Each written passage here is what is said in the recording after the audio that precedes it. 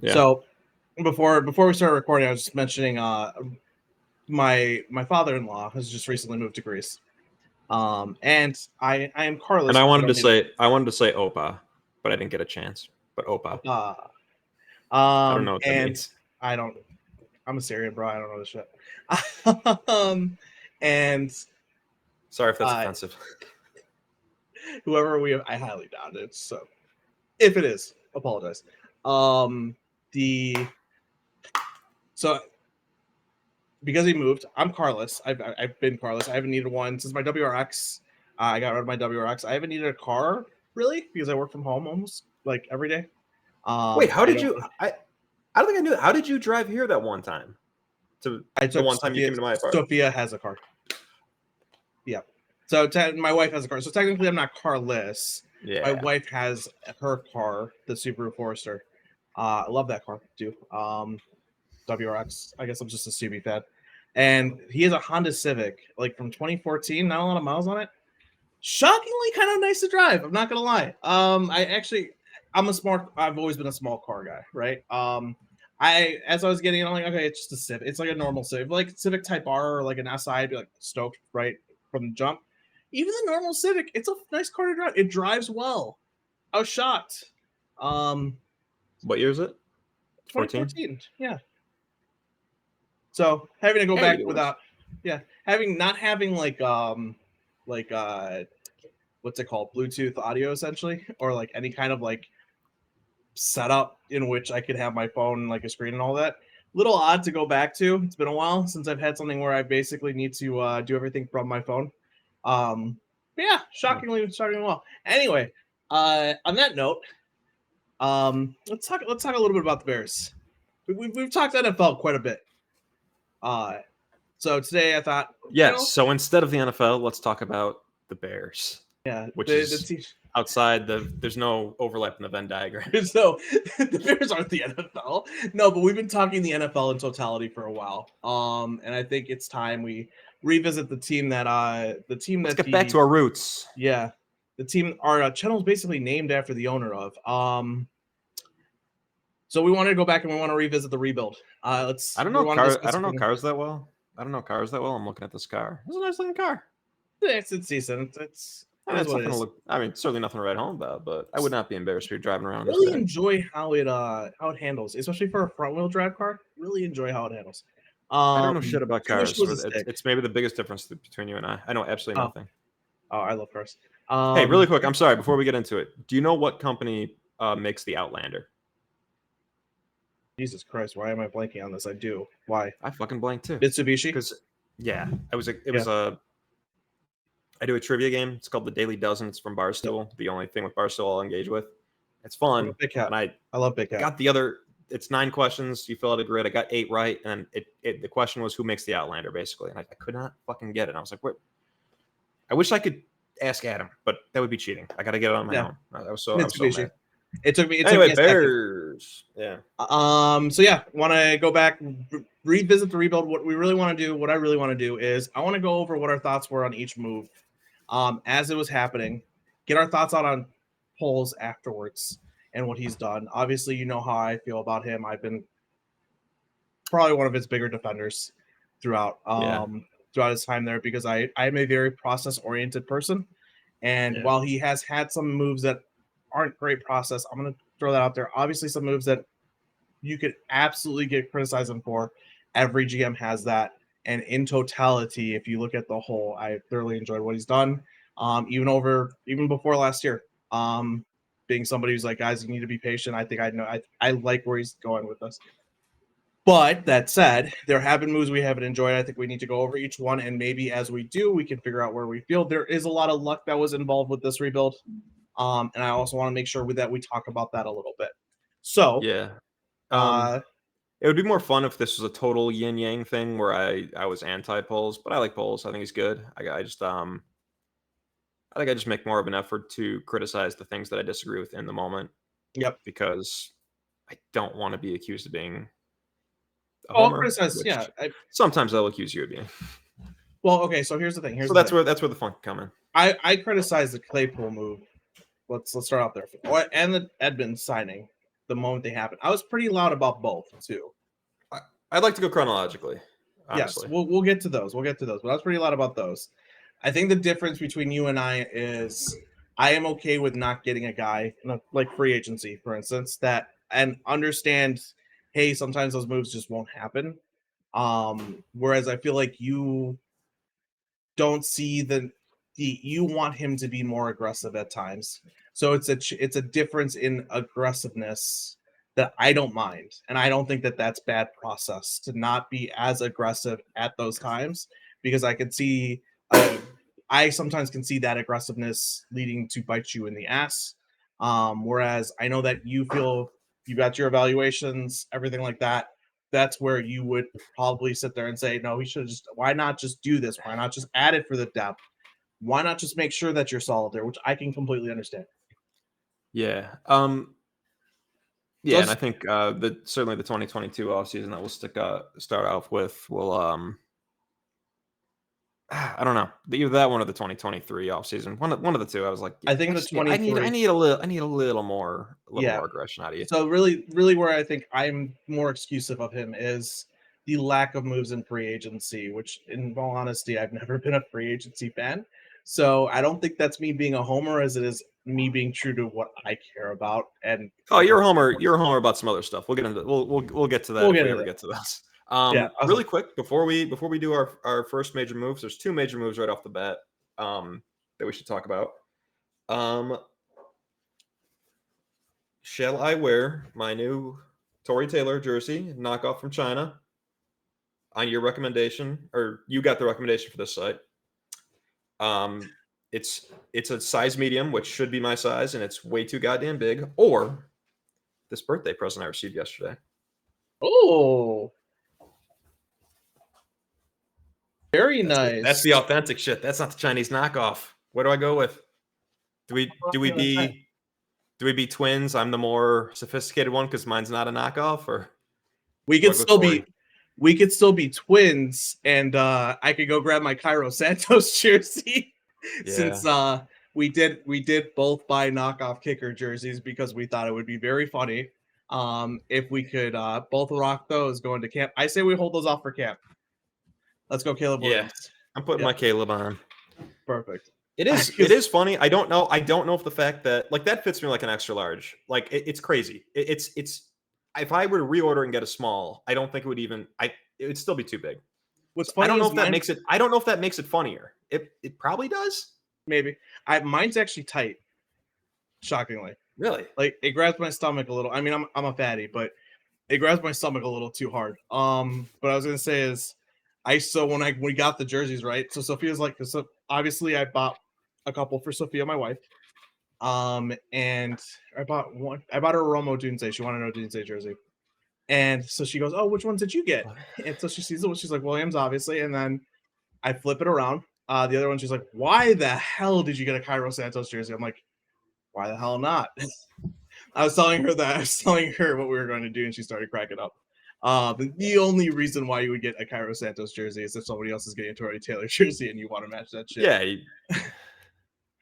I envision us kind of like strolling in to training camp, like Harry and Lloyd and Dumb and Dumber, but being a little kicker pilled, I'm so down for it. It's gonna be so much fun. We should also get like matching orange pants and orange top hats. Just complete the whole. Don't full on Dumb and Dumber, but we have to make sure that it's very kicker themed. So maybe we come in also with like I don't know, the T's and shit like that attached with us. Like instead of the cane has a T on top of it and shit. Yeah, love it. And we're going with media credentials because as you're about to see, we are hardcore bear analysts.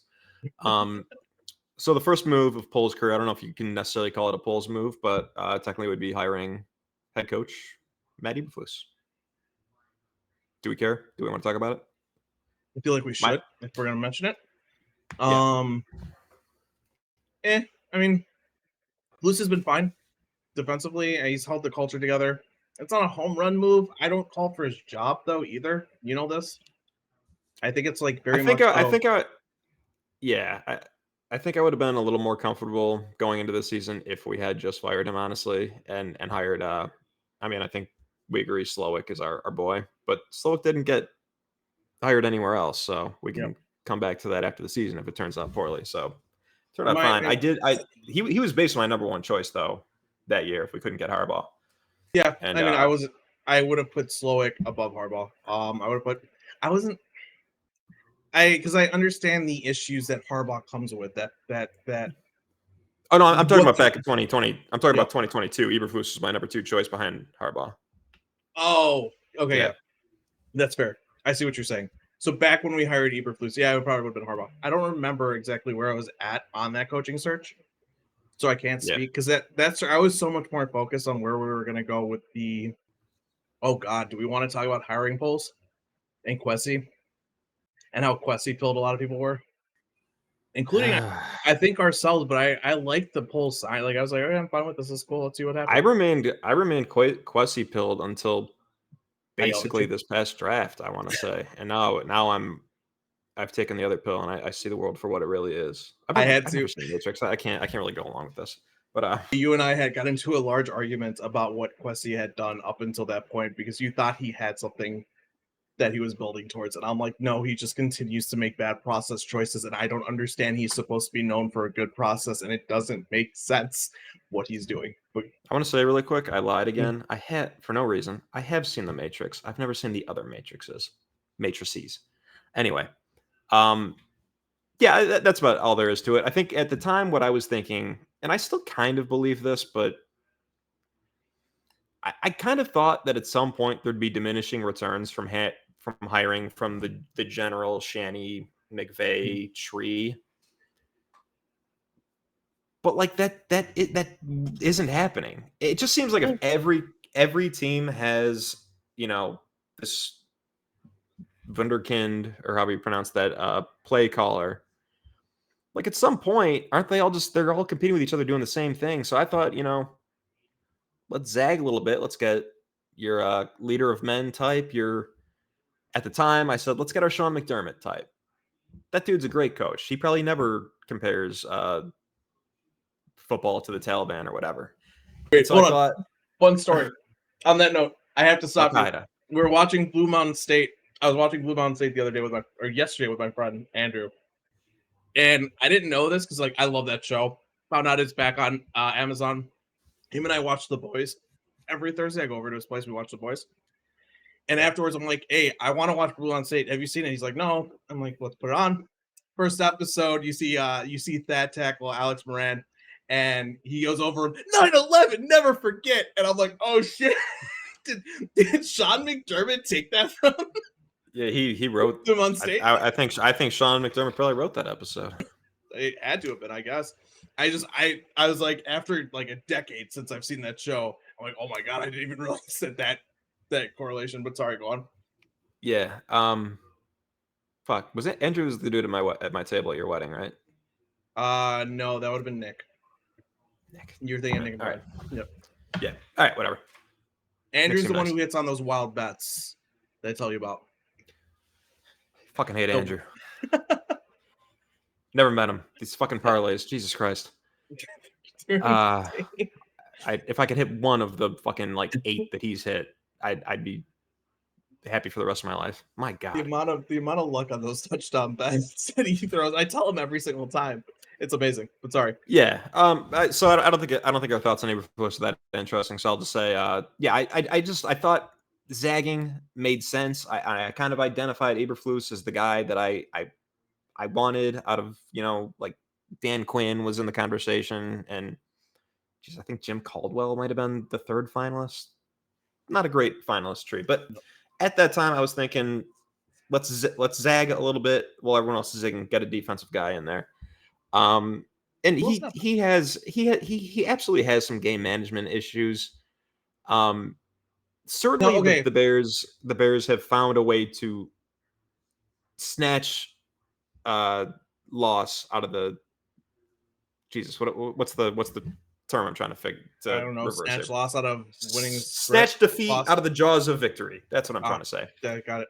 And that comes back to the head coach a little bit, and I worry, just how he handles close games, and a lot of that's maybe on Getsy as well. I think But there's definitely criticism to be had. But let's see him with what's hopefully a badass quarterback, a real offense, and certainly the defense held it down for sure at the end of last year. You want my honest opinion?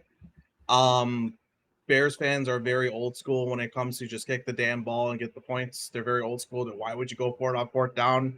We're very big into let's give the person shit for making a decision that didn't work out when it's the right decision. And analytically, because we believe in that old school tradition, right? We're that fan base that does that, which I get a lot of fan bases do. A lot of fan bases do. Not trying to call us out, but we're very big into being old school. There's a reason why there's so many articles and so many people say we're stuck in the fucking past. We are. And that's why we don't win. Welcome to the modern NFL, guys. We need to shift. So when Flus does we don't like you. If you're listening, we probably don't like you and everything you stand for.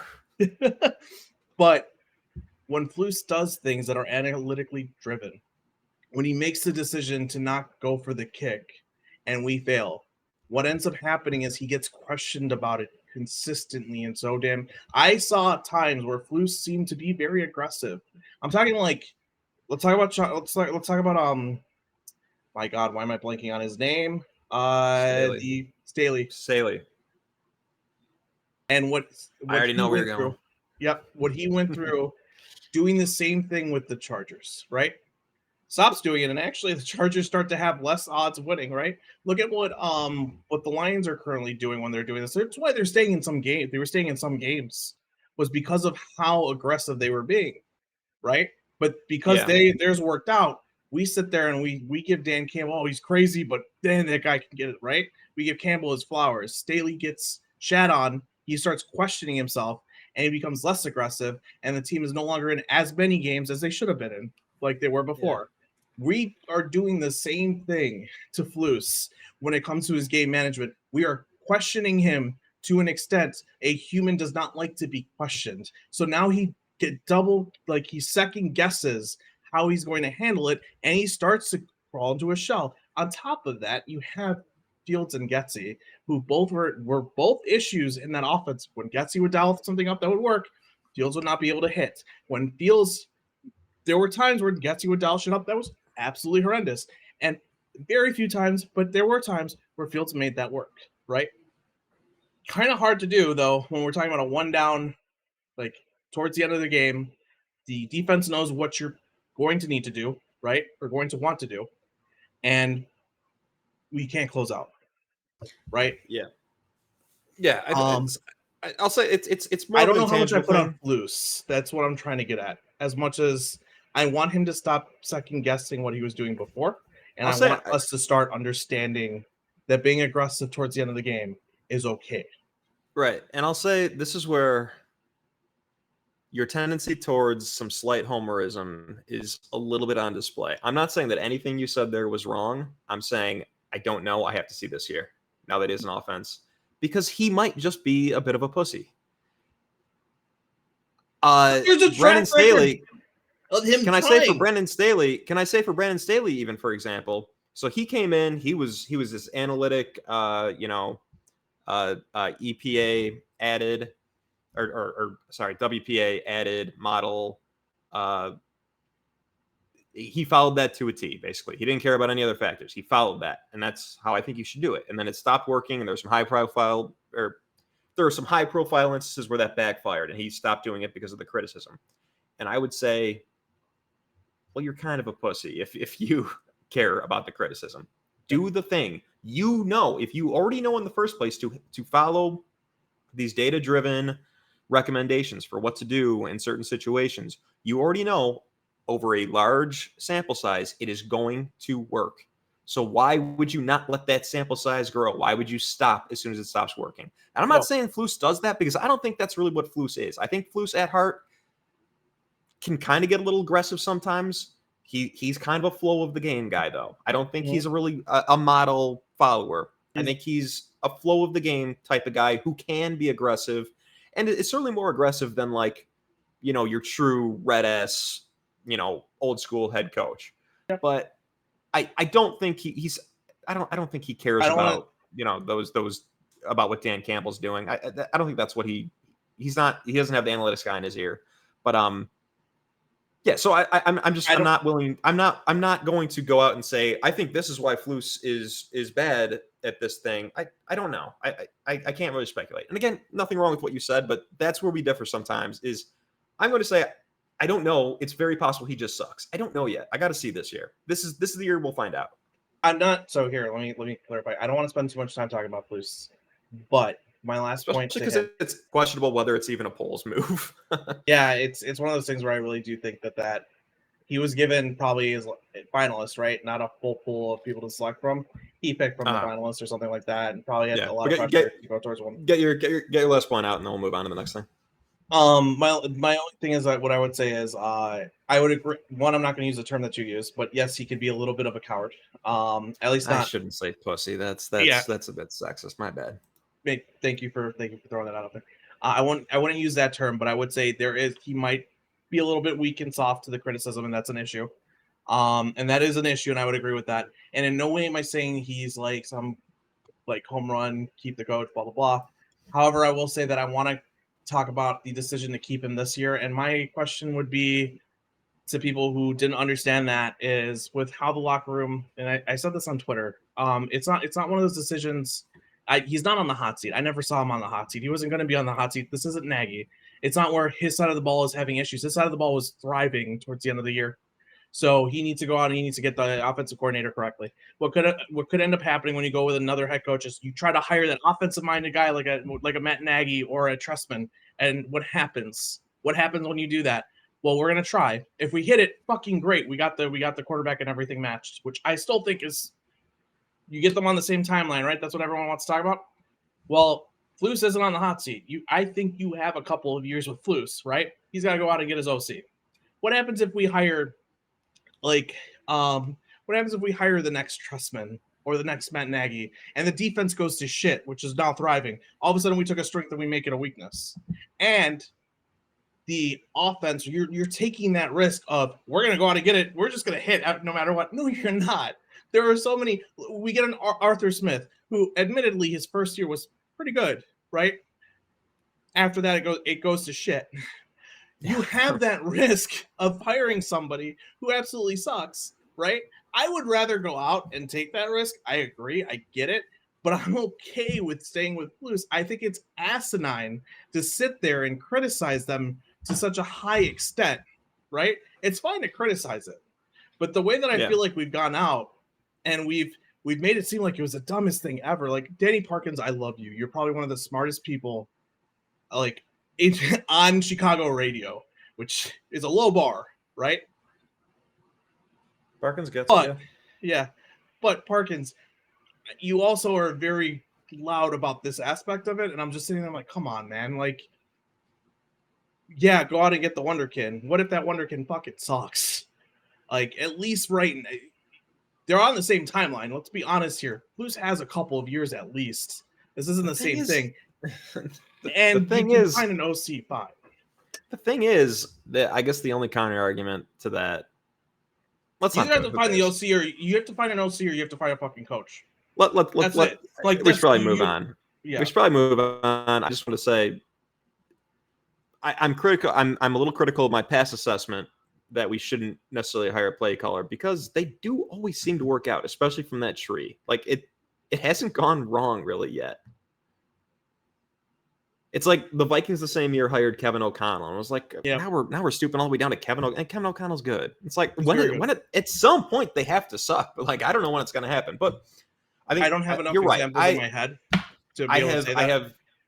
I don't feel strongly enough to fire Flus, so I think we're generally on the same page. And I think at the time I was probably a slightly bigger fan of it than you were because he truly I was saying the guy's name before he was even in the rumors. Yep. So I was super let's get off this. Yeah, just really quickly, super mid on it, still very mid on it. I'm not trying to defend it and say it's the greatest move ever, trying to keep him. That's exactly it. What you just said. I'm not strong enough for it to be such a big talking point and to basically go after them for not making that choice. It is an understandable choice. Moving forward, what's the next move? The next move, and I'm going to skip any staff hiring stuff with the assumption that that's almost entirely Flus's call. The next move is I'll do a quick shout out. Grabbing Ian Cunningham from the Eagles seems like it has paid major dividends. I don't really want to spend any time on it. I think that was absolutely. I thought nothing of it at the time, and from everything that we're hearing, he's been a fantastic ad. Just him in the room, the video of him in the room keeping Poles from trading up for Odunze, like citing just probability, the probability that Odunze, like he's got a model that says the probability that Odunze, like I don't even know if that probability, like is it Odunze I don't know where the hell that Odunze? comes from, but I say Odunze. It rolls better off the tongue to me, but I think it is Odunze. I'm pretty sure. I was gonna say, I'm pretty sure it's Odunze. No, there's certain names that I'm just not gonna pronounce correctly until I hear it often enough where it's like it's stuck in my brain. Ryan Pace talked a lot about collaboration, and here's the thing: I think collaboration. It became such a dirty word. Collaboration is a great thing to have. If you can listen to all the voices in your room and allow them to create a consensus within the room of what needs to happen, and you're able to understand and filter out the bullshit while doing so, it's great. I don't think Ryan Pace ever had real collaboration. What you're seeing there with Ian Cunningham and Ryan Poles is Ryan Poles' ability to sit there and say, I need smart people around me, and I need to listen to those smart people that I have around me. And I think I said it at the time of hiring because he talked a lot about being able to listen to the voices in the room. I love that. I think that is a thing you need in somebody who is going to lead your make decisions, right? If you're going to make decisions, you need to have people around you that can guide you to make those decisions and listen to those people and actually listen. And beyond that, what I like about Poles is so he's got his top lieutenant in Cunningham. Awesome. If Cunningham was his own GM, he might be better than Poles. It wouldn't shock me at all. Yep. And the Arizona Cardinals, for one, certainly tried to find out. And I'm glad he's here. May I say, to those that were excited when we hired Ian Cunningham, a black gentleman, and were excited when he almost got hired by the Cardinals and disappointed that he didn't leave, fuck off. Fuck off. It's a third-round fucking comp pick. Who fucking cares? It is 2 I double-checked. It is 2 third-rounders, not just one. But I would agree that I would rather have him here. At some point, this man will earn he'll be hired as a GM, and I'm happy we'll get those comp picks as a result. I want that man in the building helping to oversee this roster construction that is not yet done. I'm so glad he's here. Fuck off for being happy for hiring a black guy for the wrong reasons. Yeah, okay. Be happy a black man has been hired into a position of power, certainly. Not because we're going to get a treat because of it. Yeah. You should still be happy that he gets a GM. That's not what you're saying. Be absolutely happy because he deserves that job. Right. Don't be happy about the little treat that we get. Don't be happy because you're getting compensated for it. You should be happy that because he deserved that job. He should have gotten that job. He should have gotten the Washington Commanders job. Instead, they might have Drake May probably. Instead, also because we want him. He needs to stay here for a little while. Yeah. In the Bears' best interest. Yes. Like that would be best for us, for him to stay. That gets lost on some stupid Twitter people. But also, I agree. Poles collaboration, like he even reached out to, I think, Kyle Davidson, the GM of the Hawks, just to get some rebuilding. He really seems to want every single voice, every single bit of information, and that's a good quality in anybody, but certainly the GM of our favorite football team. It's my favorite quality of his. If there's anything that I could say is his ability to sit there and say, I'm going to use all the tools and get all the information to make the right decisions. As somebody who considers himself an academic, right? Somebody who loves to learn and make my own, come up with my own thoughts from what I know. So when I see someone doing it like that, who's actually sitting there and saying, I don't want to just hear the fake bullshit and all that stuff. I really want to go in and understand all the different ways I could go about this and make a decision with all the information instead of the easy decision, right? The decision that seems like the right thing to do right away, but it may not be. I'm going to go out and I'm going to actually figure out what the right thing to do is. I love that about him. Yeah. It's my favorite. It's my favorite aspect. But let's continue. Let's move on before I gush poetic. Enough of the boring shit. The first major player transaction of Ryan Poles' career was sending future Hall of Fame edge rusher Khalil Mack to the Los Angeles Chargers in exchange for a 2022 second-round pick and a 2023 sixth-round pick that they eventually traded to get back into the 22 draft anyway. But traded Khalil Mack. At the time, I At the time I said it was fair compensation. To this day, I still think it's fair compensation. I think I got into an argument with somebody on Reddit because they're like, "How could you only get that for Khalil Mack?" I'm like, he's been injured for multiple years. He's aging. His contract is not an easy one to move off of. You do not trade a player for the player. You trade contracts. When you trade contracts and you have Khalil Mack on the contract that he was on with where he was at and how he was playing, you're not going to get the same amount from him. On the other side of things, Von Miller, because people love to look at the Von Miller trade, and you have that comparison. The difference is that contract was a lot cheaper to trade because the Broncos swallowed so much of that contract before trading it. Yeah, they were only getting him for so long, but it was super cheap to get that guy who was also playing at a very high level. At the time, I liked it. To this day, I like it. That would be my. I think it was. It sucks. I like Khalil Mack a lot. Like, I'm not trying to. I still to this day will defend the Khalil Mack trade and getting Khalil Mack because it's so hard to find an elite edge rusher that even if it only worked out for a little bit, it was still worth the chance to see if it would work out. So, not trying to come off on Khalil Mack at all. It's just I think at that time it was the right trade. It still is, and a lot of people did not like it because it was the beginning of the end of what they thought was a real team when it wasn't. Yeah, so we should really go all the way back revisit to what the roster looked like at that time too. So I'll go back all the way back to 18 really quick and say I think when they traded him for him, it was super exciting. I wanted him the second it came out that the Raiders and Mac were having some contract troubles, and when they got him, it was super exciting. And I mean, certainly week one that year, it was like, holy like Jesus, this is otherworldly. I didn't know Khalil Mack was this goddamn good. And then he remained that good all year. I don't probably top 3 in DPOY that year. Oh, he was absolutely elite in 2018. Yeah, and then some diminishing returns the rest of the way, but a lot of that was we couldn't cover long enough for Khalil to have any chance to get to the quarterback. He Yeah, was still playing at a high level the whole time.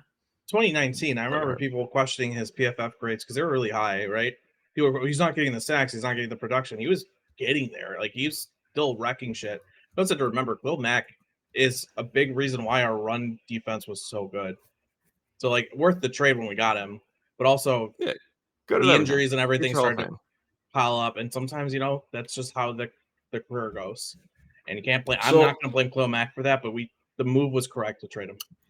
So when I first saw the return for Khalil Mack, I thought because I didn't it wasn't really on our radar as to something the Bears were necessarily going to do. A lot of people were just there was a lot of talking, like people talking at the press conference to Eberflus when he got hired. How are Robert Quinn and Khalil gonna? I expected both of those guys gone. No, you didn't. Yes, I did. At the time, I expected both of those guys gone. I was even asking for it. You might have been asking for it. I didn't. You're telling me you expected it. I expected if you're going to do a rebuild to do it. Nobody knew there was going to be a rebuild. We thought maybe we have a new GM. Oh, I 1000%. Oh, okay. Here's my issue. Ryan Poles comes in and doesn't do a rebuild. I am calling for his fucking head the moment a year and a half in. Like, what are you going to do? Sorry. Do you know where we were at? We had 35 people on contract, right? I'm looking at it right now. I pulled it up on the Wayback Machine. We had 35 people on contract, right? With 40 million in cap space. Some people, 40 million. That's a lot more than I expected. Yeah, 15 million I of that would be better. I kind of say that. Yeah, 15 million would need to go to fill out the rest of the roster. 18 million would need to fill out the rest of the roster with minimum contract guys. So let's be honest here. That's not 40 million to build the team. That's I don't know, 22 million to build out a team. When you have a lot, man. Not when you don't have anything at all. Yes, it's a lot if your team has actually got fucking shit. But let's go over the guys we had at that time. Robert Quinn and Khalil Mack. Khalil Mack, great. Robert Quinn, no, we all knew that was bullshit the season. Well, we all knew it was bullshit, but he also was coming off an 18 sack season. He was it was bullshit, but even he was released, and we all knew we all knew he was going to be released. Yes, that one was not perfect. So you got another hole. Cool, another hole that needs to be filled. Roquan Smith, fine, whatever. Jimmy Graham, Cody Whitehair, fine, whatever. Eddie Jackson, fine, whatever. Danny Trevathan, Andy Dalton, Drake Cohen still on that list. Sorry, scratch that because he was not there. Don't know why he's still on the contract. So that's another player you need to fill. Jermaine Ofetti. Angelo Blackson. We had nothing. 22 million does you jack shit when you have literally nothing. You had to rebuild the roster, man. I'm going to say what I thought at the time. I don't agree that we had nothing. I think that we Sean Gibson at that time, Jeremiah Touch, like well, Mario you're saying Edwards a lot of people. Jr. You're saying a lot of people whose contracts had been expiring. By the way, I know that they're coming off, but I'm going through the list. I'm literally going down the list. Let's go. Jakeem Grant. Okay, we got Tevin Jenkins, great guard, fantastic. Jalen Johnson, fantastic, right? Jesse James, Damian Williams, David Montgomery. We're going running back really does that much when your line doesn't do shit. Duke Shelley, Travis Gibson, Kindle Vildor. Great as somebody as your backup, your sixth guy, seventh guy. I'm being honest. You're not swaying me at all, and we're also getting off point a little bit. But that's where the team roster was at, man. There was no money to fix a roster that bad. Adam, a part of what we're doing is saying what we thought in 2022. You said what you think. Let me say what I thought. Yeah.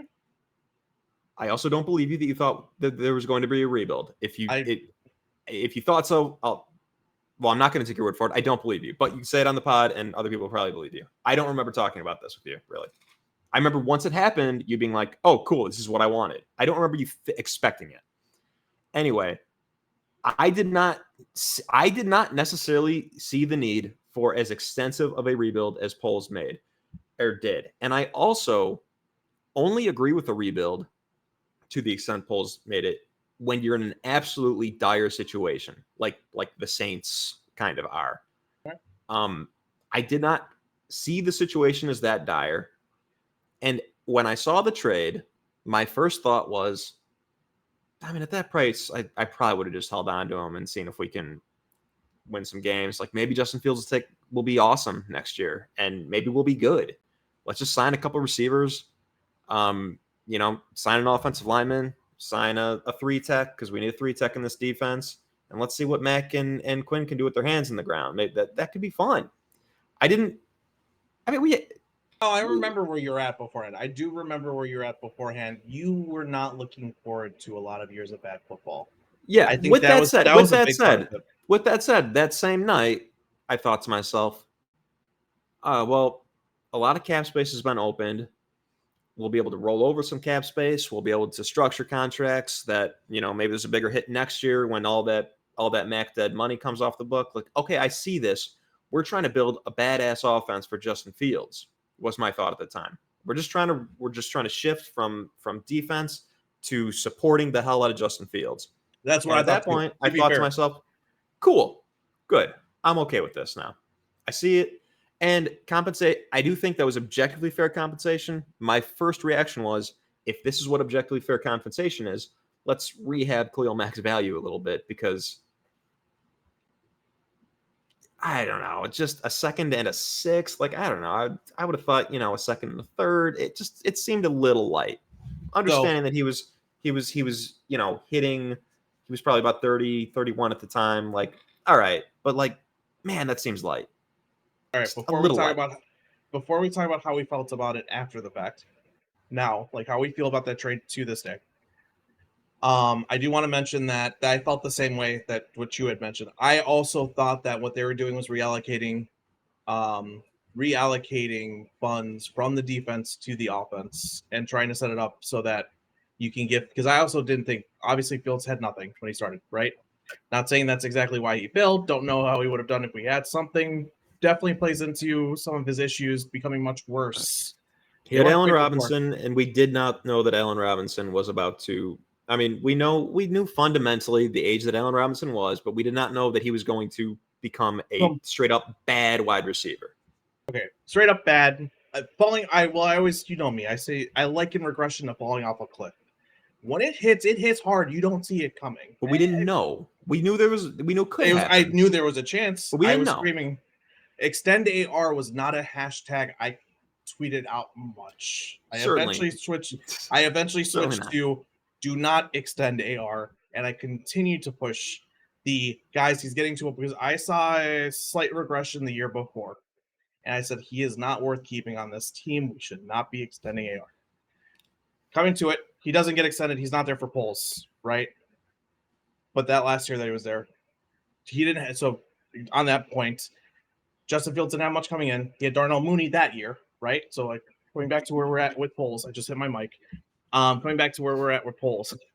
He had Darnell Mooney. I thought they were going to start allocating funds because you can't go into a season with just Darnell Mooney as your best wide receiver. We find out later that that's not the case, and I'm going to be honest with you. I was slightly upset that we never did that. But yeah, so also we'll continue to look at the moves, and I'll talk. Like we'll talk about it. Probably the this is going to play into the larger discussion. I got one more big move I want to hit on, and then I want to hit on just the totality of the 2022 offseason right after that. The next one is the first huge free agent signing, not huge, very big free agent signing of Ryan Paul's career, was giving 3 years, $40 million to 3-tech Larry Ogunjobi. Larry Ogunjobi, a couple days later, failed his physical, and that deal was voided.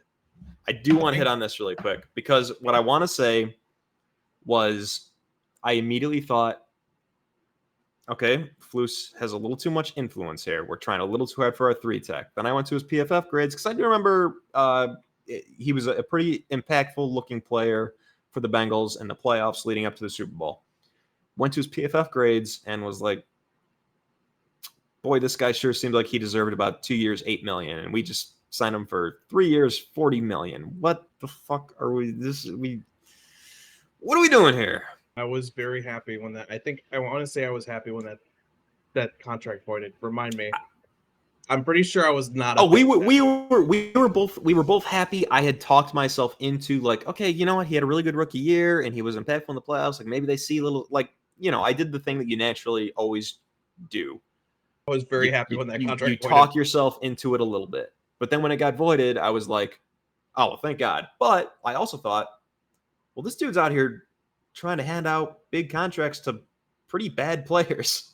That was still the main takeaway. My main takeaway was, oh, fuck, the first thing you said.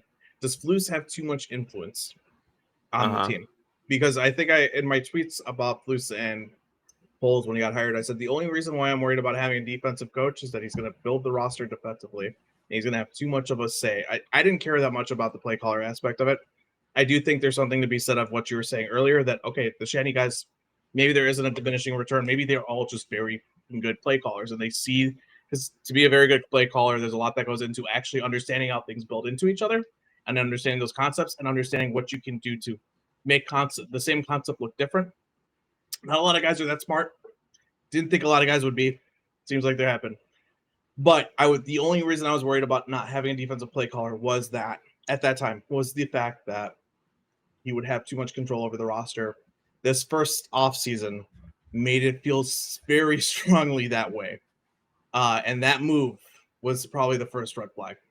Right. So let's move on to the totality. So what we end up doing is, and I'm trying to go off memory here. We respond very quickly to that voided Larry Ogunjobi contract by signing Justin Jones.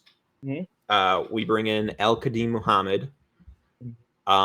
We bring in on the offensive side, we bring in Byron Pringle. We bring in Equinemius St. Brown. We eventually trade, I believe, a 7th-round pick for N'Keal Harry. And then much later into training camp, we eventually sign Riley Reef and Michael Schofield to shore up the offensive line a little bit. I'm probably forgetting a signing or two. The totality of it, and this is the first time, and I can't think of any specifics offhand because this is 2 years ago. The totality of it, going back to the Mac trade that we both said, like, oh, we're reallocating resources to the offense, and we go into Justin Fields' second year after showing there was no reason to expect that Fields was going to, turn into what Fields turned into after his rookie year. It was promising enough that it's not like a Bryce Young situation where you're immediately like definite bust. You're like, yeah. If we'd been a little bit more objective about it because we were certainly looking through Fields colored glasses. But even if you were totally objective, you could be like, yeah, this might not work out. He definitely has some issues doing this, and this. But it wasn't Bryce Young level bad where it's like, oh, this dude sucks. Like no quarterback could be this bad as a rookie and succeed. Right. So going into the year, the number 2 receiver was Byron Pringle. So and then not only that, the defense, I guess we got proven a little bit wrong that Flus had too much influence because all they did was sign Al-Qadim Muhammad and Justin Jones as the linchpin 3-tech, which we thought, okay, it's so important to have a 3-tech. And we've still not actually addressed that in a way that I thought we must have when the first move of his career was to overpay for a 3-tech. Anyway, just the totality of it, it was disappointing. I'll even say now, even knowing what Fields became and what he was always likely to become, they should have done a little bit more than they did. This was the point where I realized, okay, so let's back up. The Flus, first off, the Flus influence also comes in with the draft, which, to be fair, I love. Sure. And we'll get to the draft. We'll get to that in a second. Will be its next thing. Even at the time, I was one of the fans who was like, "Oh, we didn't get Rodgers." No, because I had to prove this to you. I remember having to prove this to you because you're like, "You wanted George Pickens." I'm like, "Yes, I did," until I realized we could get Kyler Gordon, and Jaquan Brisker, who I both thoroughly enjoy. What? Again, we'll get to the draft. Yes, and I'll save my arguing for that segment. Sorry. What did you think of free agency? What did you think of the free agency? This is when I realized that they were going for that full-on teardown. This is where I remember you having a little bit more of an existential crisis about what was going on and being very, like, I feel like you hit like depression with the Bears at this point. And I'm sitting there texting you like, no, this is great. And that was, yeah, that was, we were like this. You know what I wanted? I'm remembering. I wanted Braxton Berrios. Like my asks were not that high. I wanted Braxton Berrios. I wanted No, to be clear, let me back you up on that. When I say that you want him to be more aggressive and do things at free agency, a lot of times this isn't like the people who are like, "Oh, he should have paid that person 20 something million." We're talking about, why didn't you sign this one swing offensive tackle for like 5 million when somebody else gave him 4? Like, we're talking about these smaller deals that you think would add that depth and potentially give you, like, they're a good player, they're at least going to give you starting level quality a lot of times. Or things like that. Another one I just remembered is Dennis Kelly, a swing tackle who could credibly have stepped in. And then they ended up signing Riley Reeves, so fine. And this is where there were a bunch of centers. I'm not going to give him shit for this. Brian Allen, they made an offer to Brian Allen, but he chose to go back to the Rams. And then Ben Jones, to this day, I don't know why they didn't just sign fucking Ben Jones. But yeah, my asks were not astronomical. It was just, why are we being so tight? Like, again, the first move of the offseason was a pretty big swing that got voided. And then we didn't do anything else with that money. Yep. No, I understand. This is where I was like, they're going in for the long haul. Then this said that very clearly. I was worried about what this meant to get for Justin Fields. However, I was kind of excited for Byron Pringle because I thought he showed a good fit with the Chiefs. Being like their third option, I was like, well, being their like third or fourth option, I'm like, okay, cool, maybe he can be something. I was more excited for St. Brown than Pringle, and I think I was proven correct, and also not in a way that I feel the need to brag about, because that also was not impressive. No, I was wrong. I'd be very clear here, but I was actually kind of excited. I was like, all right, we'll see what happens. But no, I also knew at that point we're kind of screwed. I'm like, I remember I wanted the reallocation, and then I'm like, fuck, we're not doing the reallocation. This is bad. Because I remember also trying to argue with people that, like, if the defense gets bad, it's okay. You can rebuild a defense in a year. Well, a lot of teams have done that. The Bengals did it. The Cowboys did it. The Titans did it. A lot of teams had league worst offenses within the last 4 or 5 years that became one of the better defenses. League worst defenses the year before they became a top 10 defense. Guess what we did? It's just one of those things where you can build a defense in a year. However, this was the sign that no, all we're doing this year is tearing it down to the studs, becoming the worst at everything, and then we'll start rebuilding it from there. Yeah. So shit, what was I gonna say? Oh, so the last point I want to make here is I think objectively Pulls did screw up the offseason in this respect. Allen Robinson signs with the Rams. Fine, I did not necessarily need him back. A few more of our UFAs sign. We massively screwed up the comp formula. I can't remember if it was a third or maybe just a fourth round pick. But what the math came down to is if we simply had not signed Al Qadim Muhammad and man, I want to say there was a running back. I'm trying to look this up really quick, but these two tiny signings cost us the Allen Robinson comp pick. They were And if you're not gonna go bigger than what we did and cancel out the comp formula that way, don't do it with these around the fringes nonsense. Like we don't need Byron Pringle if it's going to cost us support. Because what it ends up being is we traded a third, I think it was a third round pick for Byron Pringle. That's what it was. If you look at it that way, that is essentially what we did. We traded a third round pick for Byron Pringle. We chose to have Byron Pringle instead of a third round pick. That was inexcusable. That was inexcusable. Just to explain to people with the comp formula, it's essentially what ends. I'm trying to be as basic as fucking possible here. Essentially, what ends up happening is as an agent or as a player's contract expires, they become what's called expires, not cuts. Make sure that's clear. They will become what's called a CFA or a compensation free agent, compensatory free agent.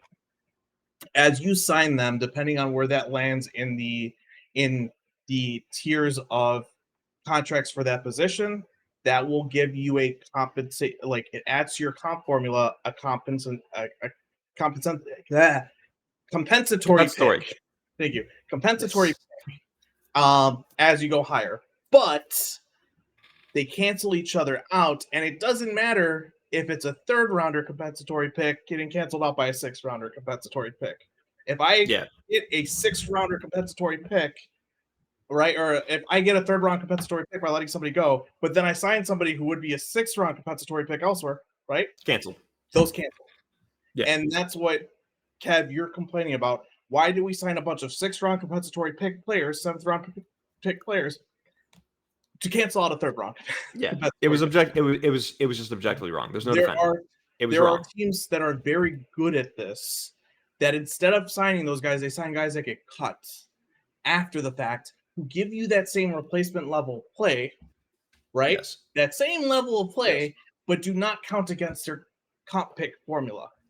And so that they can keep that third rounder. And I would agree with you, and I don't think he's been very good around the comp pick formula.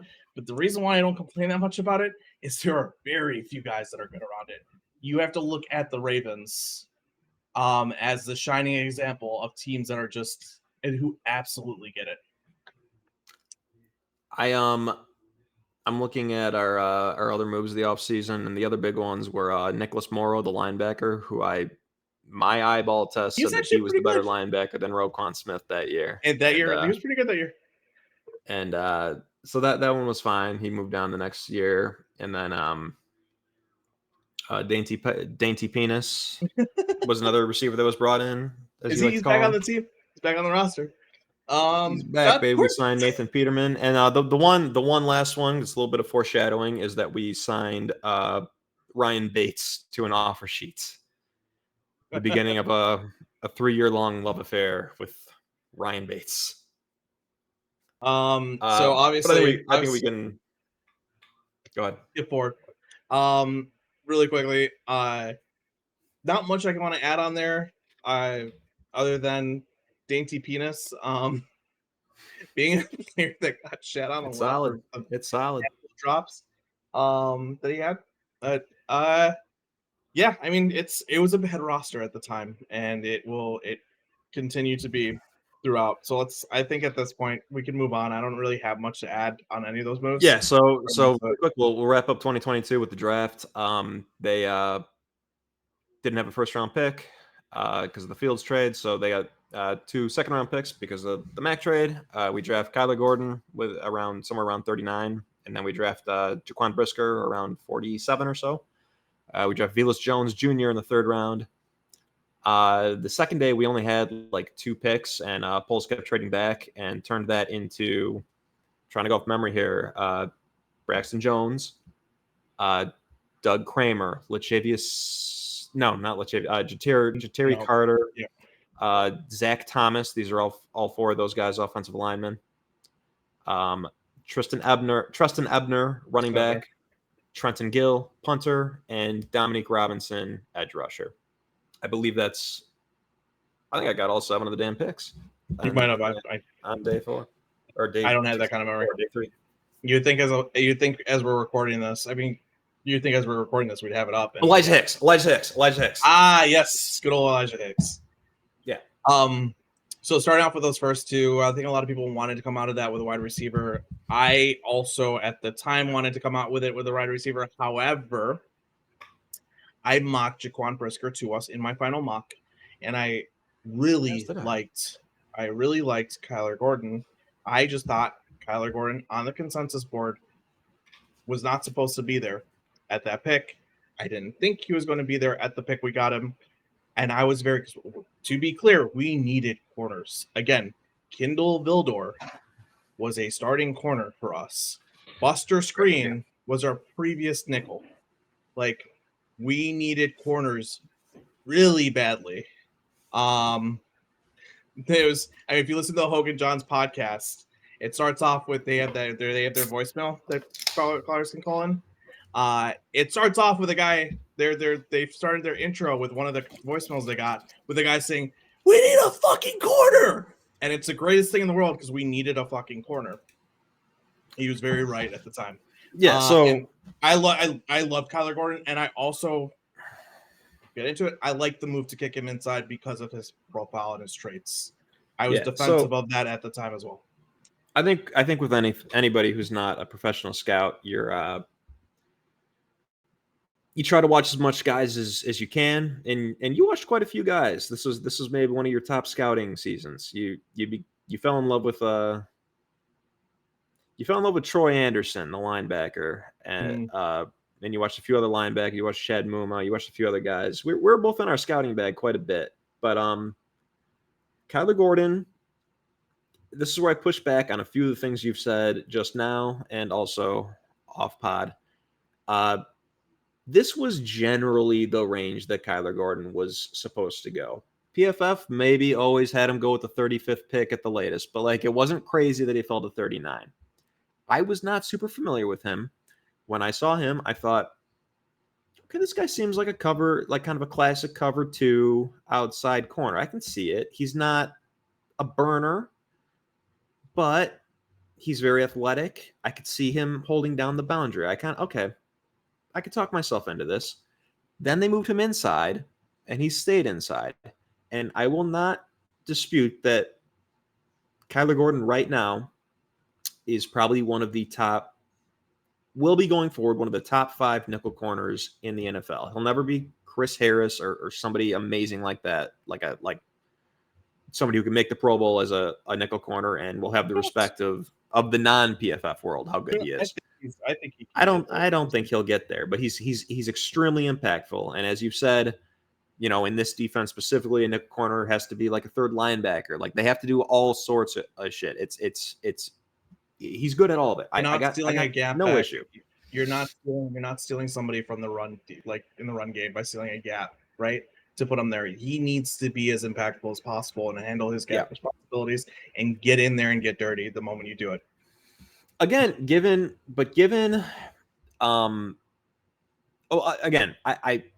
I knew of him. I obviously knew his scouting report. I'm going to know all the main guys' scouting reports, and I'm going to try to watch as many of them as I can, but I do have a life, and also I was not even pretending to try to do a podcast at that time, so there was no reason for me to know that damn much about Kyler Gordon. But when we signed him, or drafted him, sure. Then we drafted Jaquan Brisker. Huge. He was my number 1 safety. He was your number 2 safety in that draft. Your number 1 was my number 2, and we both had Kyle Hamilton to number 3. We're stupid, but Jaquan Brisker is a good player. To be clear, yes. I am so mad at myself for allowing a really big, what I thought was a really big red flag We said it. We said it. We said it on the last pod. We know it's fine. Everyone makes mistakes. It was fine. I to this day, I don't want to acknowledge the butterfly effect, because the butterfly effect, this has turned out beautifully.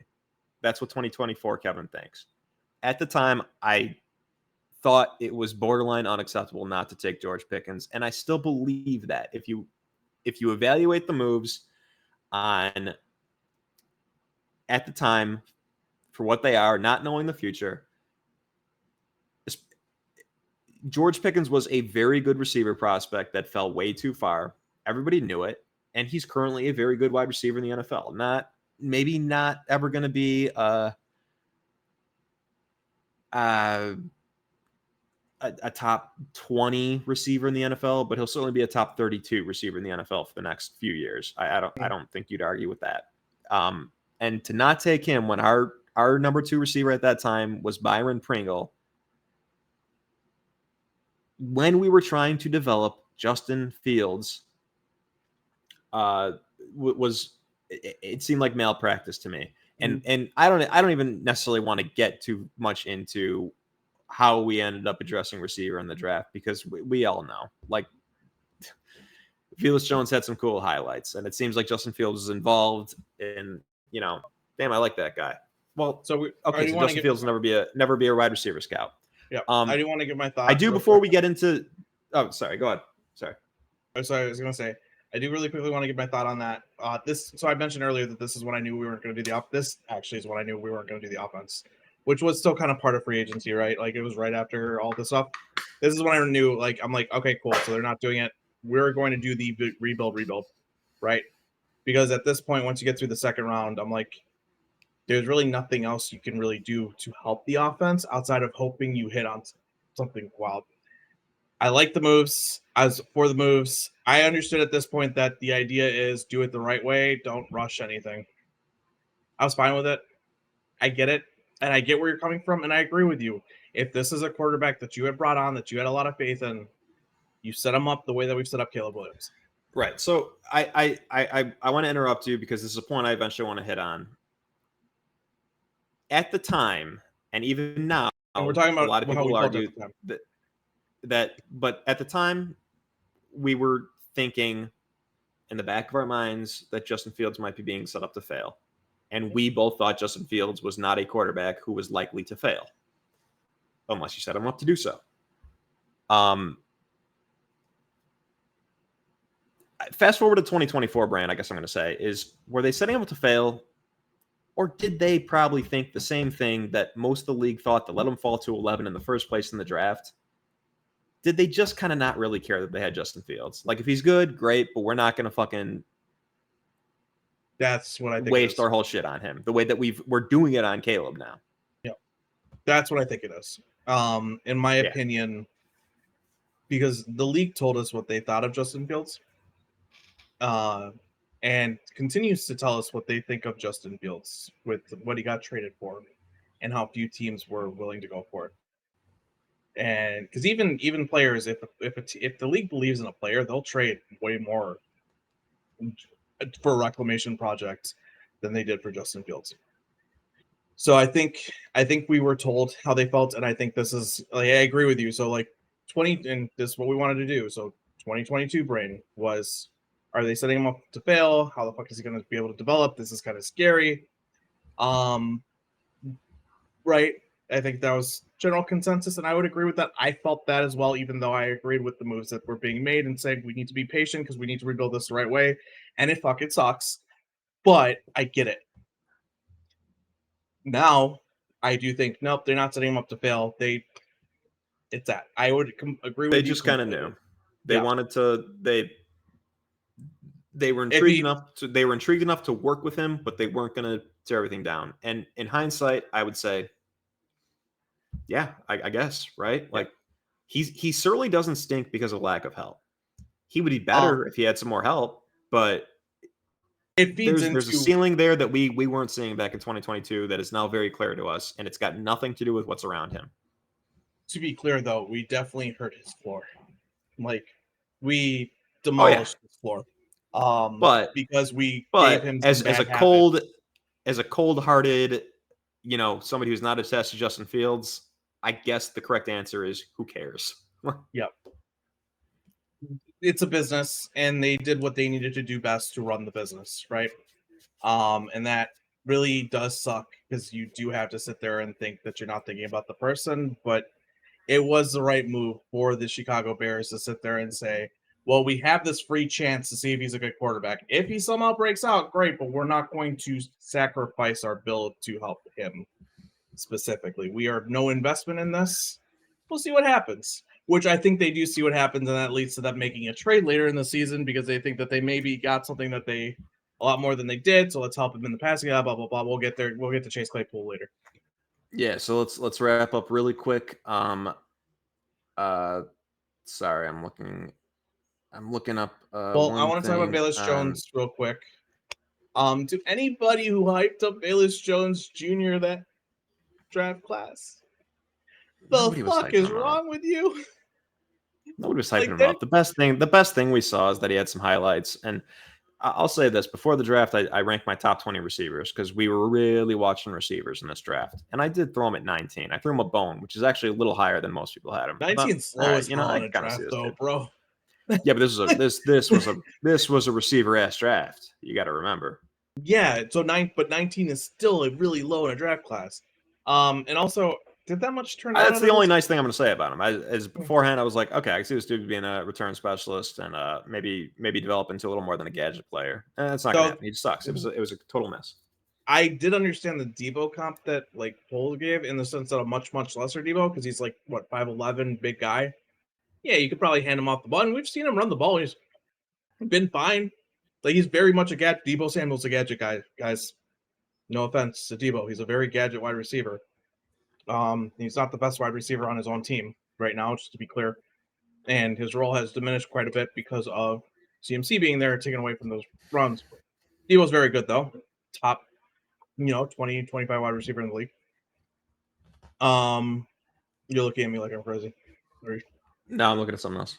Oh, sorry. So, but I can understand the hey, this is like a super much worse Debo light because we're gonna be able to give him the ball, and he's bigger, fast, blah blah blah blah. But honestly, like even with understanding that that could be a role for him, I didn't get it, and I saw people hyping it, and then it turned into old man Bayless Jones real quick when people got to see him play. Yeah, I'll say, with the new kickoff rules, I'm rooting for him to make the team. I don't know if he's going to. I don't know if he deserves to, but I wouldn't mind seeing him with the new kickoff rules. See if he can take a couple back. He's explosive, but That'd be fun. absolutely a useless receiver. Yep, that'd be fun. I guess more so my complaint there is there are a lot of people out there in the world that will hype up anybody, and at the time it might sound like it's fun, right? Don't listen to them because they're the same people who would have hyped up like Bayless Jones Jr. Please just take a second, reflect back, and be like, yeah, this guy that we got in the 3rd round or 4th round or 5th round is gonna be awesome. No, he's just chill. It's not a steal. There's no such thing. Yeah. Let it happen. Just let it play out. When they're good, we can start talking about them like they're like that. Right. Also, not only was it not a steal, it was objectively a reach. Like Massive he was, it was a big reach on the consensus board. But Velas Jones is not interesting enough to keep talking about. I think the last thing I want to hit on is day 3. So this goes into 2 things. A lot of the mocks at the time had the Bears taking, for example, Bernard Ryman, who has turned out to be a pretty good left tackle. A lot of, or maybe Nicholas Petit-Frere, who's gone on to, I believe, get suspended for something.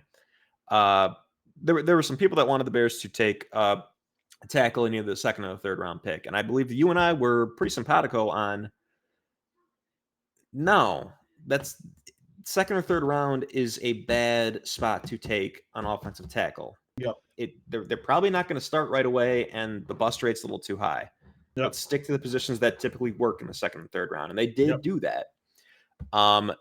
Instead, he came into day 3 with 2 or 3 picks. He exited with about 8. Kept trading back. He took as many swings as took 4 swings on offensive line. 3 of them were massive failures. One of them has resulted in Zachary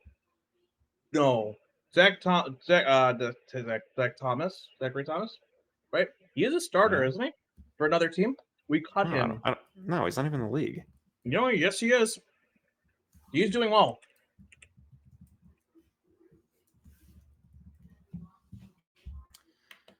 He's with the Rams. While we both look. He's with the Rams, and he's starting. I'm pretty sure he's a starter with the Rams, my guy. Bro, he is not a starter. We both. I have to log into my shit. I don't have to. I'll look it up really quick. I just already know that I'm right. I already got it. Thomas. Oh man, he graded like shit. Oh, he graded like ass. I lied. I didn't think he was a starter. Don't know. 3 of them were massive failures. One of them turned out to be Braxton Jones. Bunch of dart throws. That's pretty textbook, right? That's all you should do. Braxton Jones. I consider myself a bit of a Braxton Jones skeptic, but I'm not. You're not going to find me arguing that he's not one of the 32 best, tackles in the league. You're not going to say he's 56. Like I'm certainly not going to say he's 56 like some Twitter dipshit did. Yeah, he's perfectly. He's objectively rated 56 by who, motherfucker? Yeah, sorry. Nobody never answered. But yeah, he's in the top half. I don't see as much room for growth as some do, even though objectively offensive tackles do tend to grow. And I mean, there's literally room for growth. He can get bigger and stronger, and there's a massive reason why there's probably a good bit of growth up there. But we'll keep going. But I don't see necessarily where massive improvement's going to come from. And should the Bears find themselves with another premium pick, I would maybe be in favor of a left tackle where the situation to call for it. So, but whatever, great, whatever. We got a good left tackle for 3 years by just throwing some darts and making a few picks into a lot of picks, and that was great process. That's what I want to come back to really quickly.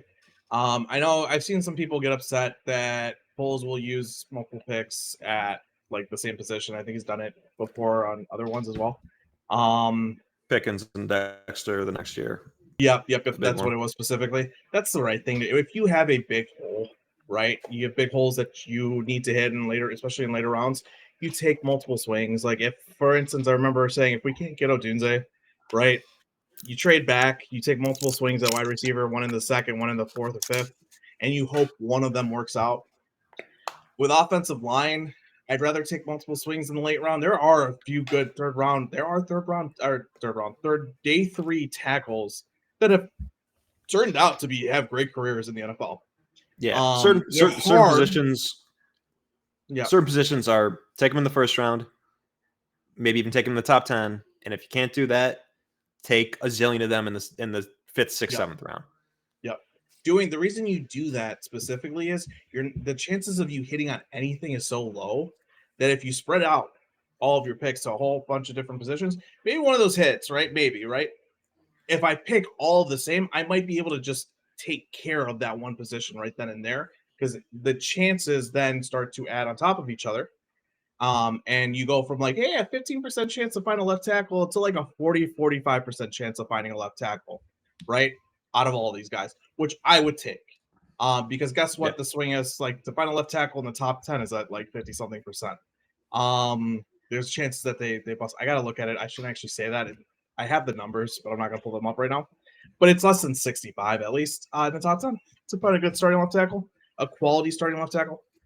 God, I shouldn't say that without actually chucking. But, so don't quote me on it. On that note, this is fine. That was the right move to do. I really like that he did that. And Braxton Jones, while we don't give him scouting credit for it, I would say give him process credit for finding Braxton Jones, is how I would put it. Because I do think that all of those swings were needed. Give him some scouting credit too. Yeah. I mean, yeah. He could have taken some other guy. He took the right guy. Braxton was the first one picked. As soon as he was taken, you and I both looked at him and thought, well, there might be something here.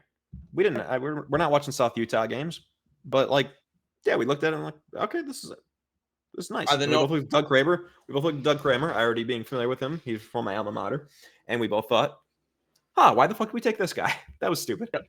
On the note of Braxton, really quickly, I do want to add one more note. Because you know how I feel about Braxton Jones. I'm a big defender of him being the guy that would have told you that Larry Borum was not a starter at best to swing tackle after his first year, but then watching Braxton Jones saying, no, that guy can be a starter.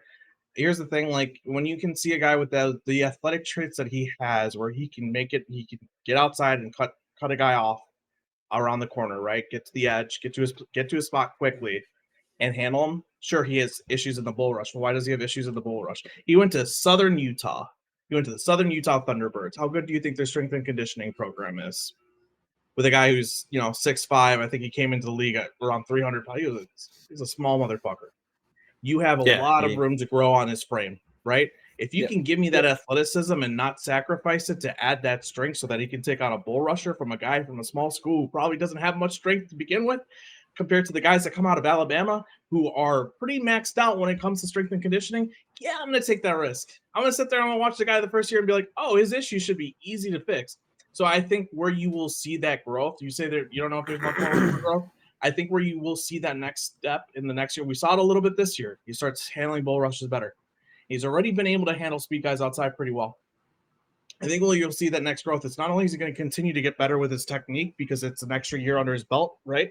And an extra year of learning his technique and getting better as a technician, as a pass blocker, and understanding how to handle guys and set up his moves against the counter moves, et cetera, et cetera. I think where you'll see that is because another year of strength and conditioning, working out, gaining strength, gaining that functional build, being a better, bigger, stronger offensive tackle. That's it. That's all I want to throw out there. I that's why I do like him. However, that said, I did say going into this year, if there's some reason they decide to take an offensive tackle, I will be okay with it. I will understand it. I wasn't sitting there saying, don't do it. I just didn't think there was much to gain, especially within the first couple of years. That's all. I hope so. Let's get into the briefly, this doesn't really have anything to do with polls, but just to add a little context. So Braxton Jones, we think we're getting a great developmental tackle who's going to sit on the bench for a few years. No, we go into OTAs with Tevin Jenkins at left tackle and Larry Borum at right tackle. Quickly, those two switch sides. I think to myself, weird. Quickly, Tevin Jenkins leaves practice for a little while, leaves the team for a little while. Borum shifts over to right tackle. Now we got Braxton Jones at left tackle. That's all very strange. Eventually, Tevin Jenkins comes back and plays guard and kind of revitalizes what looked for a second there to be him ending his own career, and instead turned into a pretty good guard. Awesome. Yep. So we go into that was the big development of the offseason. We bring in Riley Reef, and he ends up taking Larry Borum's spot as well. And we've patched together what seems like maybe acceptable offensive line. Also, I just forgot that we signed Lucas Patrick in that same offseason. Was getting injured and barely gets play, but go on. So, fast forward week 1. We beat the San Francisco 49ers in week 1. Most fluke-ass game. A not at all fluky game. A totally by the book game. Totally did not benefit from the fact that it's hard to have a pass rush in rain, and we totally just neutralized their pass rush in the pouring rain. Nah, the Bears were awesome. We're off to the races. This rebuilding team is maybe a little better than you might think.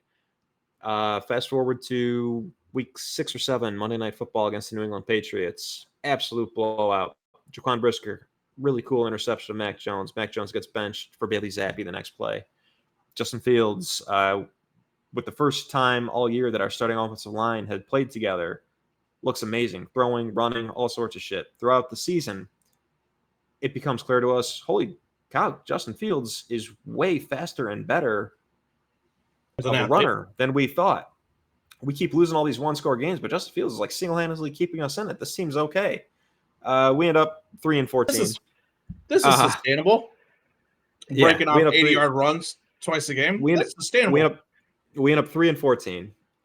Luckily, the Houston Texans get a Hail Mary from Davis Mills to Jordan Akins to hand us the number 1 pick of the draft. I think everybody listening to this already knows this. I don't know. I'm summarizing it. I want to back off. But before you get there. Oh, yeah. My bad. Fields showing us something. Maybe we have something here with Justin Fields. Maybe we need a receiver. We didn't hit receiver hard enough, but maybe. Yeah. Maybe we need to get him a receiver. Maybe we have something here. Maybe we should support him more than we have. This is where I think they made the right decision not to earlier, because we saw what happens. Well, one, that was a terrible fucking move to try to support him. But also, how many other moves would there be? George Pickens maybe would have been a really good move. We'll see. They go out. I don't know what the hell you're trying to say here, honestly. I don't either. I had to pause myself because I also have to remember just how fucking bad of a move Chase Claypool was. Holy shit. Chase Claypool, we had discussed, we were talking at some point during that season before the trade deadline, like, hey, are there targets available? Chase Claypool seems like he might be available. And my instant reaction before talking myself into any more, which I eventually did do, was like, he's got to be it's got to be like a 5th round pick, right? Yeah, I think I said at most I'd give him a 3rd, like a late 3rd. Right? So you, as with most players who are not on the Bears, not quite as familiar with Claypool, but doubly so because I'm a Notre Dame fan. I know Claypool well. I know exactly what I like and don't like about him. And Claypool had a objectively and surprisingly awesome rookie season. I think nearly 1,000 yards and like 11, 12 touchdowns. But then plateaued, and it seemed like maybe a part of the reason was that the Steelers had kind of forced him into a big slot role that made sense for him, but he did not like. So it seemed like he might be available. And as time went on, I was like, all right, I'd give I'd give a 4th, I guess. We gave. Oh, before we get there, we make the trade, and I remember saying, "Oh, cool, Claypool, let's go. That'd be fun." And we're waiting to find out what the compensation is. And then we find out it's a 2nd, and I go, "Oh, that's an overpay." But I get it if it's the Ravens' 2nd. So this is where it gets tricky, because now we're talking about 2 moves. We don't know that we have the Ravens' 2nd yet. Actually, no, we traded Roquan before this. On the same day. On the same day, though. Are you sure? Yes. No. Absolutely. No. Absolutely. I remember knowing we had the right, because I remember saying, we traded Roquan beforehand. I'm telling you, we did. Because I remember saying, wait, it's not the Ravens' 2nd? Why the fuck do we send our own 2nd instead of the Ravens' 2nd? Yeah.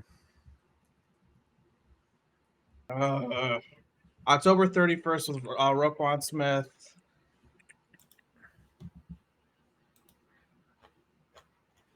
Huh? November 1st was Claypool. Am I on the wrong page? What the fuck's going on here? Keep talking. I'm confused. And even the ESPN one says the pick going to Steelers is Chicago's own selection, not the 2023 2nd round pick that it received Monday after trading for Roquan Smith. So we knew we had both. We all thought this stupid page doesn't have Roquan on. All right. Yeah, you're right. My bad. We knew, and so when I saw it was our pick, I'm like, oh no, you don't trade a top 50 fucking pick for this. This is a massive reach. It went from this is a reach, but I kind of get it. We need a receiver really bad, to holy shit, what are you doing? Like I remember, so Michael Gus, if for some reason anybody out there wants to tell him if they see this, because he's a big guy on Twitter, was fucking saying, "Oh, you analytics nerds are stupid. This is a great trade. Let's fuck." I remember being there, and I'm like, "You're the fucking reason why people like you are the reason why people think Ryan Pace was good, because they listen to idiots like you who don't know this is a massive overpay for a player that will not be giving you anywhere near these returns." I was so pissed off when I figured out it was our pick. Sorry, go on. I can't be thinking about Michael Gus right now. Sorry, I want to throw him out. He's an example. He's one example of a bunch of people. People love to listen. The thing is, you always find some guy, and it's not necessarily indicative. I'm going to give Bears fans a little credit. We all knew this fucking sucked. You should have. Yeah, if you understood the NFL, you knew this was a fucking terrible pick. I do want to add context, because I was misremembering that we did deal Roquan first. So in chronological order, we should have covered that first. And also, we're running long, so we gotta get concise here. But really quickly, just the plan. I think now we're doing this ad hoc. Let's do a 3-parter. We'll stop. We'll stop when you want to stop. Yeah, we'll cover each year. Is what I think we should do. I didn't realize we are gonna have so much to say, but also we're being a little long-winded. Claypool. Jesus, now I'm forgetting it. So the story was that the Packers really wanted Claypool, and the people who defended it said, well, we had to outbid the Packers because the Packers pick was going to be higher than the Ravens pick, and therefore we had to offer our own pick. And I buy it. I buy that probably is true. Oh yeah, 1000%. Imagine the alternate universe where polls were smart enough to say, oh yeah, have Claypool. Don't have your second round pick that you will eventually use on Jaden Reed, who is now a good receiver. Have Chase Claypool. We'll keep our own pick. What? Probably their best receiver on that team. They're turning into one of the better receivers on the team. Could be, for sure. Yeah. He's looking like it. Like, I mean, Dobbs there. Christian Watson has been injured a lot. We'll see what he's like this season. He's been very much so. I either look like I really suck or I either look like I'm a goat. It's hard to handle as somebody who. And I'm going to show some love. Yeah. I just want to say I want to show some love for Dontavian Wicks. I think that guy is really also, good. They've been. I mean, also a lot. How much of it is love? But coming back to it, and his ability to at least give them a chance, right? Coming back to it, yeah, he should have. I understood that as a point as to why he would overpay. I didn't think it was like, how do I put this? At the time, I said, okay, fine, fuck it. That's why you overpaid. It's still a massive fucking overpay, right? I gotta stop swearing. It's still a massive overpay, right? That was a stupid move to make. I can understand the logic. I do not have to agree with the logic, right? Yeah. That's basically where I was at with it. But there's logic there, which is like, fine, thank you for having some reason. Like, this isn't, I love to go back to Ryan Pace. This isn't Ryan Pace giving out an insane contract to Jimmy Graham, and then we find out there was really no reason for you to give out an insane contract to Jimmy Graham, right? Who else was lining up to pay for him? This was, okay, there was actually a reason why you overpay. Fine. I get it. I hate it, but it's okay. But let's come back to the Roquan Smith deal. Well, I want to wrap up on Claypool because I don't think the extent of the badness of it has been put into perspective enough. So when I say I was going to give up a 5th round pick for him, this is somebody who I watched him at Notre Dame. I was aware of what he did with the Steelers as a rookie, and it was impressive, but it was also that entire Steelers season was mad fluky. A lot of his long touchdowns were on like busted coverage. The book on him was he was a size speed guy, really big, really fast. Ideally, you get him the ball in kind of short areas and let him try to get some yak. He is a bad route runner. He was a bad contested catch guy. It was never clear to me what he was supposed to be. And I think ultimately arrived like as a last ditch. We arrived in the same spot that the Steelers were, which is what made Claypool disgruntled and tradable in the first place, which is like, I don't know, maybe big slot because some people thought he was a tight end coming out of college. And there just was nothing there. I remember the next offseason watching training camp, like a video where Fields threw an interception and like Claypool just stopped his route. Like what I didn't realize is how goddamn lazy he is. Just an absolute cancer to a team that he's on. Just that guy, I believe everybody's least favorite Bear of all time. He's on the Mount Rushmore, I think. I would agree with that. Absolute abject disaster. There's not a single nice thing you could say about it. And I think that's the reason why, even going into the trade, I say it's an overpay, but I'm like, okay, fine, fuck it. We need to get Fields help. That's what went through my head. There is nothing you could have told me that would have had me expect him to be the cancer in that locker room that he was. And I am shocked that there exists a player in the NFL that it isn't obvious, like isn't already obviously a cancer that could be that big of a cancer. Does that make sense? Like we're like an Antonio Brown, right? Who's a phenomenal player, probably deserves to be in the Hall of Fame. The man is a Hall of Famer. his Yeah, mental one health of the best issues, receivers either of us have ever seen. his mental health issues do make him a cancer in a locker room, right? Towards, I want to say, towards the end of his career, probably why he has the flare outs that he has, right? Yeah. But that's obvious because we see the antics already, right? That's what Yeah. typically when I think of a wide receiver diva that can be an issue and hard to deal with.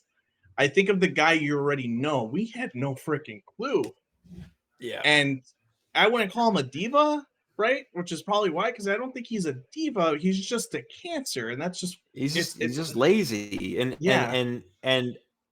you know, the quotes were, you know, they weren't like terrible, but they were always like kind of a little deflecting. Like, oh yeah, you know, I'm still learning the playbook. Like, bro, learn the Kind fucking of playbook. defensive, You went to kind of Notre fucking Dame. You're defensive. smart, aren't you? Yeah, incredibly defensive of how bad his play was. In like a very sarcastic kind of assholey way. Yeah, Yeah. dude, you just suck. That was the issues. You just suck, and you are causing the rest of the team to suck. I think one of my favorite things is when Chase. What was it when the Dolphins traded for him? Anytime Chase Claypool started, like they would lose. So essentially, like any team who had Chase Claypool playing for them had hadn't won a game since the trade, which is a wild thing because the Dolphins are a fantastic team. Are a good, very good team. Let me back that up. So Certainly very talented you with a can very good head tell coach. he affects the team in such a he has such a negative impact. I find it wild that he signed with the Bills, right? I find it wild that they would feel comfortable with that move. I know that they don't have many weapon options, but man, you people just Yeah, need to I take a don't know. second step back and look at what his career has been and the impact that he has had on teams and realize that you are actually better off not giving that chance. I The don't want to thing is, like as a rookie, he went. You know, the Steelers went. You know, 13-3, and were I think 12-0 at one yeah, point. Um, I don't know what happened. it only became obvious the next couple of seasons, and now teams are starting to learn. And you know, Claypool will probably be released before the season starts. So I We'll doubt find he'll out. ever play a snap with We'll find out. Josh Allen. Let's move on. Let's go Um, to Roquan Smith real quick. I really Unless you quick, have I want to hit on it, and we don't have to talk about it at all, but I do. There is a bit of an oversight here. Earlier, much before the trade deadline, we traded Robert Quinn to the Philadelphia Eagles for a fourth round pick. One thing I'll say about that is maybe some all this questions at the time. Did we wait too long? Because that asset diminished going into the significantly. season had just come off an 18 sack season. And I believe when we traded him, he had 0 sacks through something like 6 weeks. How Uh, often? Really quickly. How many times do you think Robert Quinn went from a double-digit sack season ever? So, how many times do you think Robert Quinn has followed up a double-digit sack season with another double-digit sack season and not a 5 sack season? So that answer is 0. I believe. I think maybe the more interesting question is how many times did he follow up a double digit sack season with a single digit sack season? And So, that answer is maybe like 4 or 5. to It's a to be clear, crazy high number. no, that's actually he did it in the beginning of his career with the Rams. 2020, 12, 13, and 14, he did 10 and a half, 19, 10 and a half. Oh yeah, he was good. Yeah, he Yeah. did used to be good. I forgot about that. Since then, though, that 10 and a half was followed up by 5. The next highest was an 8.5 followed by a 6.5, right? And then an 11.5 followed by a 2. And then an 18.5 followed by a 1. So, like, he's Okay, incredibly so I guess inconsistent. technically it's only happened 3 Twice. times if I followed, 2 times. Okay. Yeah. Extremely Um, inconsistent player. incredibly um inconsistent. the entire NFL probably knew that, but I think You still trade the I asset when do he's highest. wonder if Poles overplayed his hand a little bit. What So he was getting like third round offers, and he was asking for a second, something like that. And then once the season started, maybe he had to settle for a fourth, which I fine. think you and I would have been fine if they flipped it, right? Flipped it. But I think he wanted that second round pick for this draft specifically to you want those because like a third round pick, the difference between a second round pick and a third round pick is quite significant in my opinion. So I'm sure he wanted that because right, didn't we get the second rounder for Mac that year? Yep. Yeah. Yep. So I think that's why he made it in that order, and then he still wanted some veteran leadership in the defensive locker room. I think you still get it if you flip that, right? You still get the veteran leadership, but you lose. I don't think you could probably get a third or a fourth round pick for Quinn if you had traded him prior to the season starting. So I wonder how much of that played into it. It's hard because I can understand the want for veteran leadership because you're about to go in with a very young team. You need someone there. But to all the people who didn't want to trade Robert Quinn at all because he is currently the Chicago Bears leader and single sack season leader. Nobody's watching. Nobody's watching this, but certainly those people aren't watching this. Everyone knows. Yeah. They all know. Those people weren't. Those people are not watching this. This is why. For people who called us, people like us, dumb that wanted him traded early. This is why This was a very easy thing to see coming. He just was at that one. He's at that point in the career because he was very old, and two, he's always been very inconsistent and had very few productive years. Very happy with that trade. Very happy it eventually got there. That we got something. I do agree with you. Probably do it. Yeah, I would say foreshadowing. I would say Ryan Poles has made 2 trades with Howie Roseman, and I'm going to say Poles 2, Howie 0, kind of. But don't ask him to trade with. Anyway, speaking of the veteran leadership that Robert Quinn provided to the defense, I remember the day he got traded.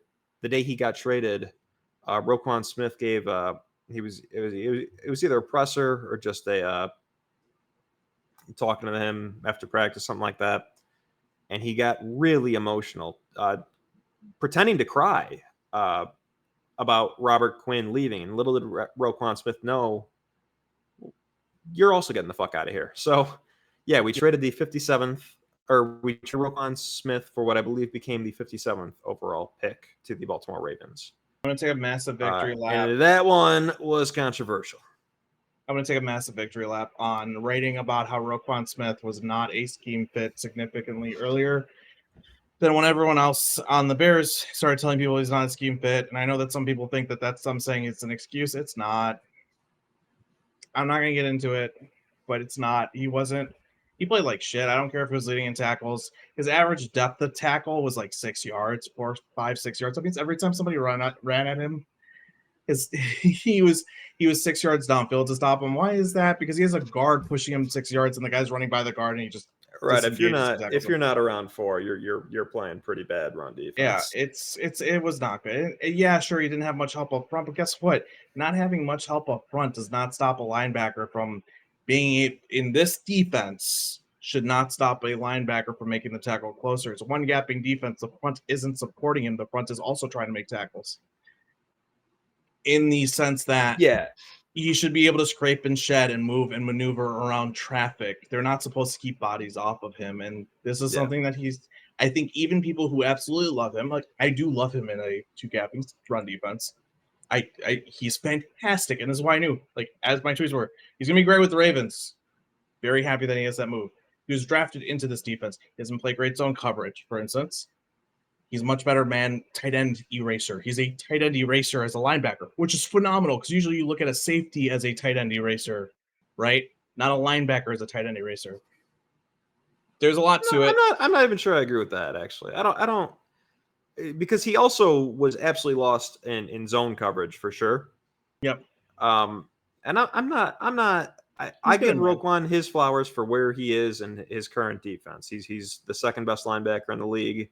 Easily. In the context of his own defense. But I'm still not sure I'm willing to admit he's a great coverage player. I think I'm talking man specifically. I think he has issues in zone. I think he's getting better at it. I think that he's getting coached better too. To be fair, like Mike McDonald is a fantastic coach. Yeah. Tight end eraser though is where I'm not gonna bestow I'll give him that tight end eraser on him. Specifically because Kyle Hamilton's usually the one doing that in that defense. True. Here's what I'll say. He wasn't a scheme fit. I think we saw it. He lacks length, and that's why. And to be clear, length isn't just the fact that, hey, in the mic, I can play zone coverage and make sure I close windows fast. It is a lot of that. but it's also I can disengage from blocks, right? I need that arm length to keep your hands off of me. I've talked to you about this. He's small. The difference is if I'm in a 2 gapping or even a 1.5 gapping, the offensive linemen aren't just trying to penetrate; they're also trying to maintain leverage the other gap on the guy that they're on and keep bodies off of the linebackers. That's why he plays so well there, is because he doesn't have to disengage from guys. Because most likely his defensive line is trying to keep people off of him and not allow the offensive line to move upfield, right? And I've talked about this. I have a whole write up on it, so I don't want to get into too many details. I would say the write up is so long that I would get off of it right now. Basically, he's got in this style of defense, he's got too many offensive linemen's hands on him. Obviously when you start taking over a team with a guy like Roquan Smith, who in the right defense can be that guy, you want to give him every chance, and you're excited. You're very excited. I think they slowly learned that was not the case. They slowly learned that the contract negotiations that they were trying to get to weren't going to happen. And they said, well, so I do want to say that it does seem like numbers were exchanged in good faith. They were not. They did not go into this saying that we're absolutely going to trade Roquan Smith. He will not be a part of our team. It kind of seems like it worked out for the best in some way, because he probably, he was going to improve in this defense just like anybody would, especially somebody as talented as Roquan. But he was never going to be ideal. So, take that second round pick. And it's best for him. I actually am very happy that he gets to go play in a defense where he gets to thrive because it's meant for him, and he's got the people around him to thrive. Like, that's awesome, man. Good for Roquan. I hope he has a great career. Like, I think that's a great thing for him. It benefits the guy. On top of that, I don't want to then have to commit to the money that he was asking for. I think the people that don't understand that say, "Oh, Tremaine Edmonds is only a few million less. What the hell?" We can cut Tremaine Edmonds, I think, this year. I'm pretty sure this season easily. Yeah, and it's easy. Roquan Smith, that's why he talked about the de-escalators and stuff like that. He wanted to make sure that money was guaranteed to him, and that he wouldn't lose his money. He deserves that. He's a great player. He deserves it. He wasn't being unreasonable. He wasn't being unreasonable in a scheme that allows him to show that he deserves it. Though neither were we. Yeah, I think what the Ravens gave him, that's worth it. I think if we gave it to him in this scheme, I don't think we would have gotten the same play. It might not have been as worth it. Do you know what I mean? So yeah. That's all I'm going to add to it. It's a very hard thing to talk about because I still think Roquan Smith's a great player. As we're wrapping up here, because I think we're just gonna. That was the last significant move of the 2022 season. I do think there's maybe a point to be made. I don't know if I'm going to make the point, but why hire Matt Eberflus when the cornerstone of your defense, who you probably did ideally want to keep around for quite a long time, doesn't fit, is pretty obviously not a scheme fit? What would you say to that hypothetical guy arguing with you? I would argue that at that time, with who wrote, I mean, granted, I wrote up about it, I think started to realize it around August, that was going to be a problem. So, like, I knew going into the season, but I would argue at that time, you just have a player, you have a great player, like a player that can be great, I should say, who sometimes when you just have a great guy, you don't care about the scheme fit, you just want to see what he's going to do. Right? Yeah. That's how I put it. That's what I would say. That would be my argument, is you just have a guy and you're going to run with it. Now, why would you hire Flus instead of somebody else who runs a different defense would be the bigger question, right? Is that what you're basically asking? Basically, why, Eberflus is tied to his scheme, and I don't blame him. It's what he knows, and he's pretty good at it. But he is going to one gap no matter what. And if he's going to one gap, Roquan is going to be in a situation he doesn't really want to be in. He's not going to look good in. Roquan was clearly at that time, at least defensively, the bankable, like, this dude is going to make several Pro Bowls as long as we don't basically intentionally make him look like shit. Let me give you the answer. I don't think Poles knows, right? I don't think most GMs do. You usually look at your coach and ask your coach what do they want from their guys, and then you go out and get the guys that fit. What, like, you scout a guy, you get all their pluses and minuses. Arm length, like length being one of them. You have to trust the coach to tell you what they want, right? Scouts don't know up front, hey, this is the scheme we're running. We need this for this scheme, because different people run the scheme slightly differently with different variations. They may want different traits because maybe they want something else. I think what ends up happening there is you have Poles who sits there and thinks, okay, I want this guy, I like this guy, and I need Flus to tell me that this is going to be an issue. And I don't think Flus tells him this is going to be an issue, because the way that he talks about Roquan, Poles specifically up front, is very highly, right? And even Flus says it. So I don't know if I think the issue is a disconnect at Flus, not on Poles, if that makes sense. I don't know. Do you see what I'm saying?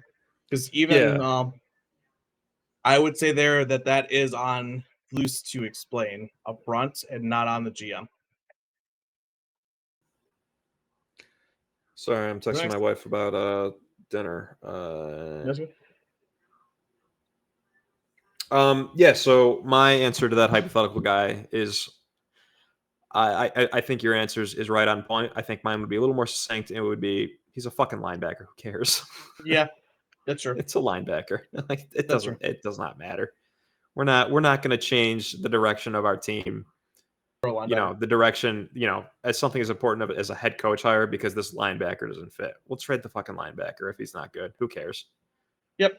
And again, it goes back to what we talked about earlier. Is like, you just want to see if the guy can fit. He's a great player. Maybe it doesn't matter because he's just that good, right?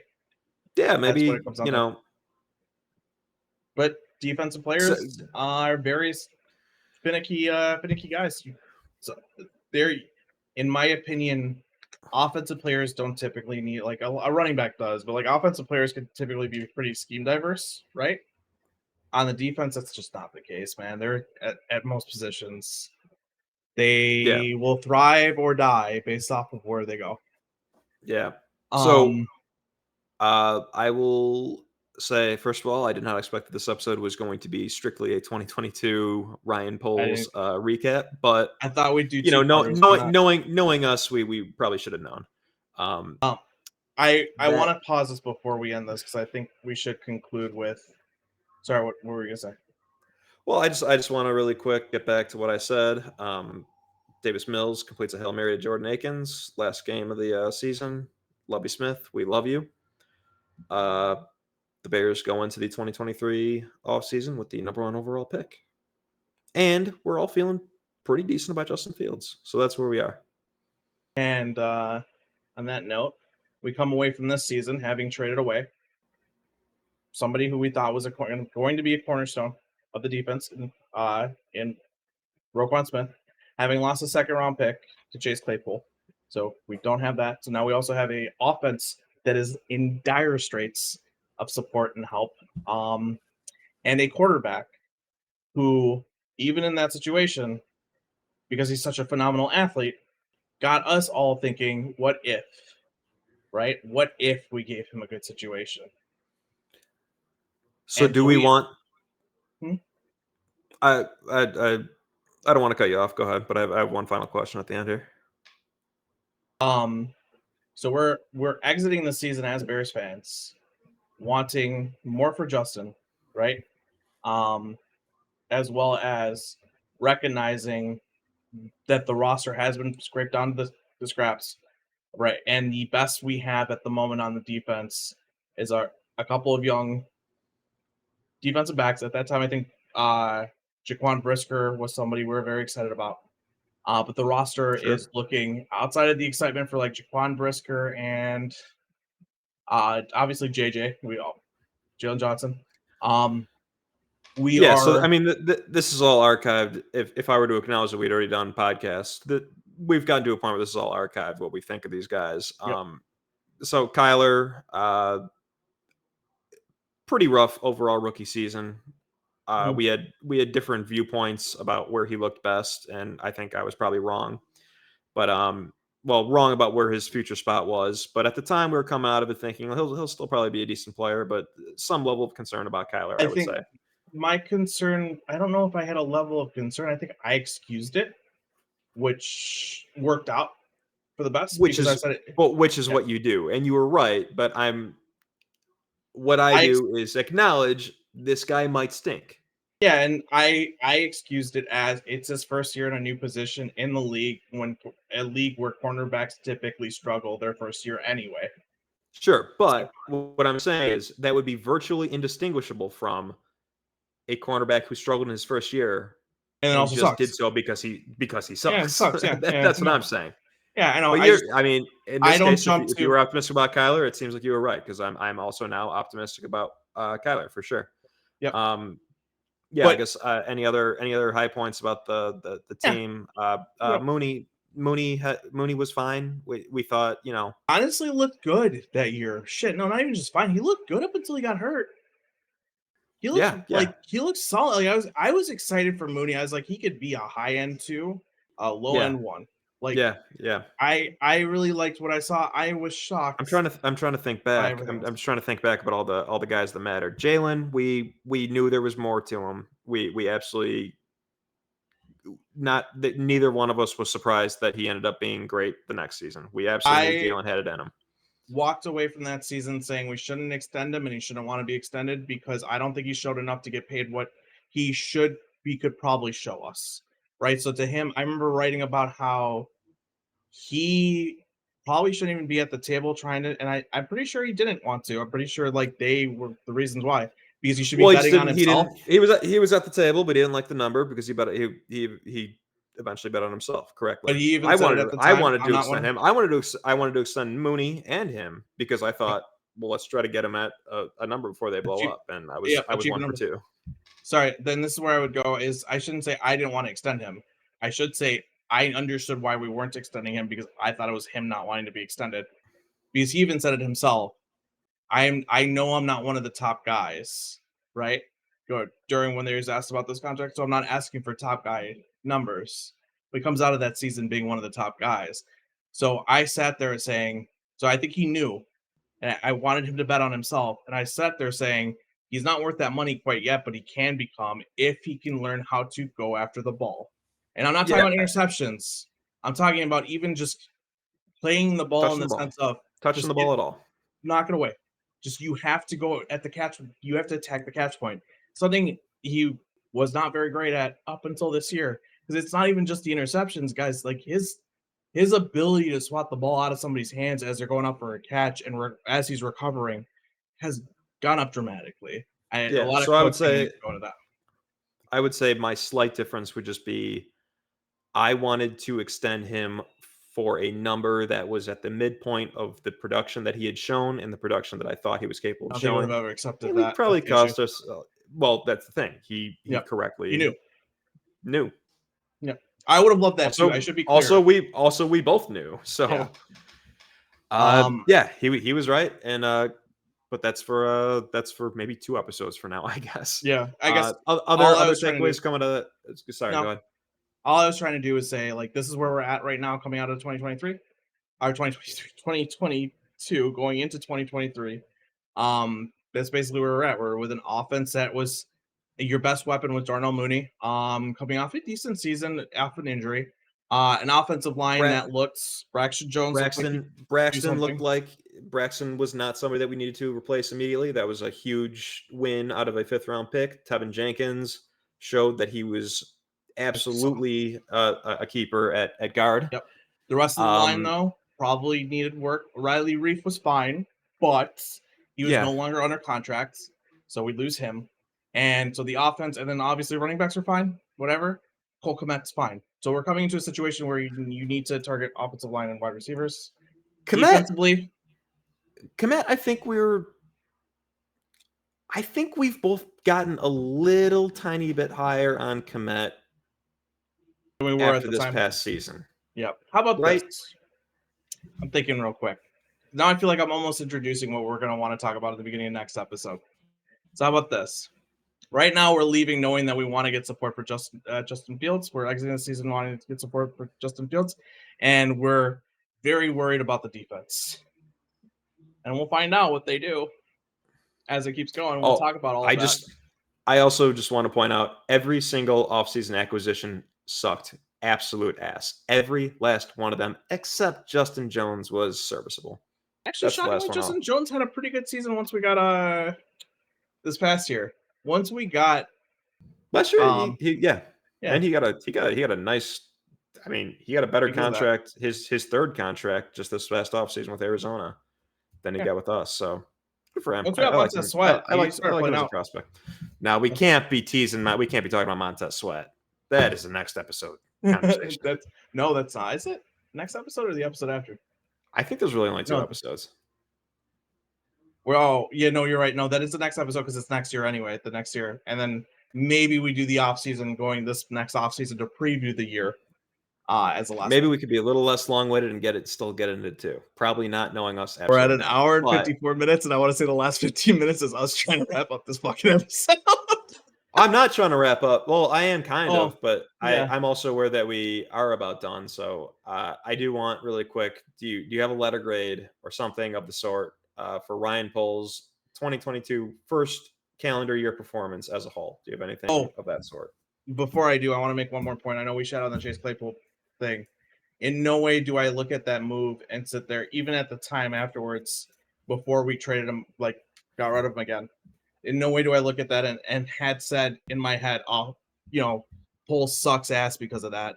And I think if you look at one move on any guy, you look at Howie Roseman drafting J.J. Arcega-Whiteside the year before, then also drafting what's his name? God damn it, why am I forgetting?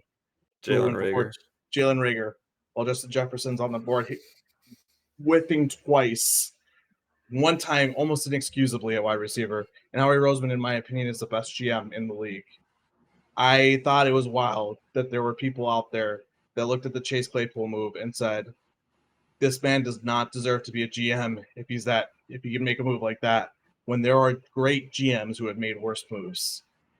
So I want to make it clear that even though I hated the shit out of that move, I also understood that it's one move in an entirety, and a lot of people make terrible decisions. So I want to throw that out there. But if I had to give it a grade, and we need to sit there and we need to consider that, if I had to give it a grade because I wanted that rebuild and because I wanted that teardown, and because he made sure that outside of the Claypool move, he really didn't invest in the future of the Bears. It was more so, let's clean up.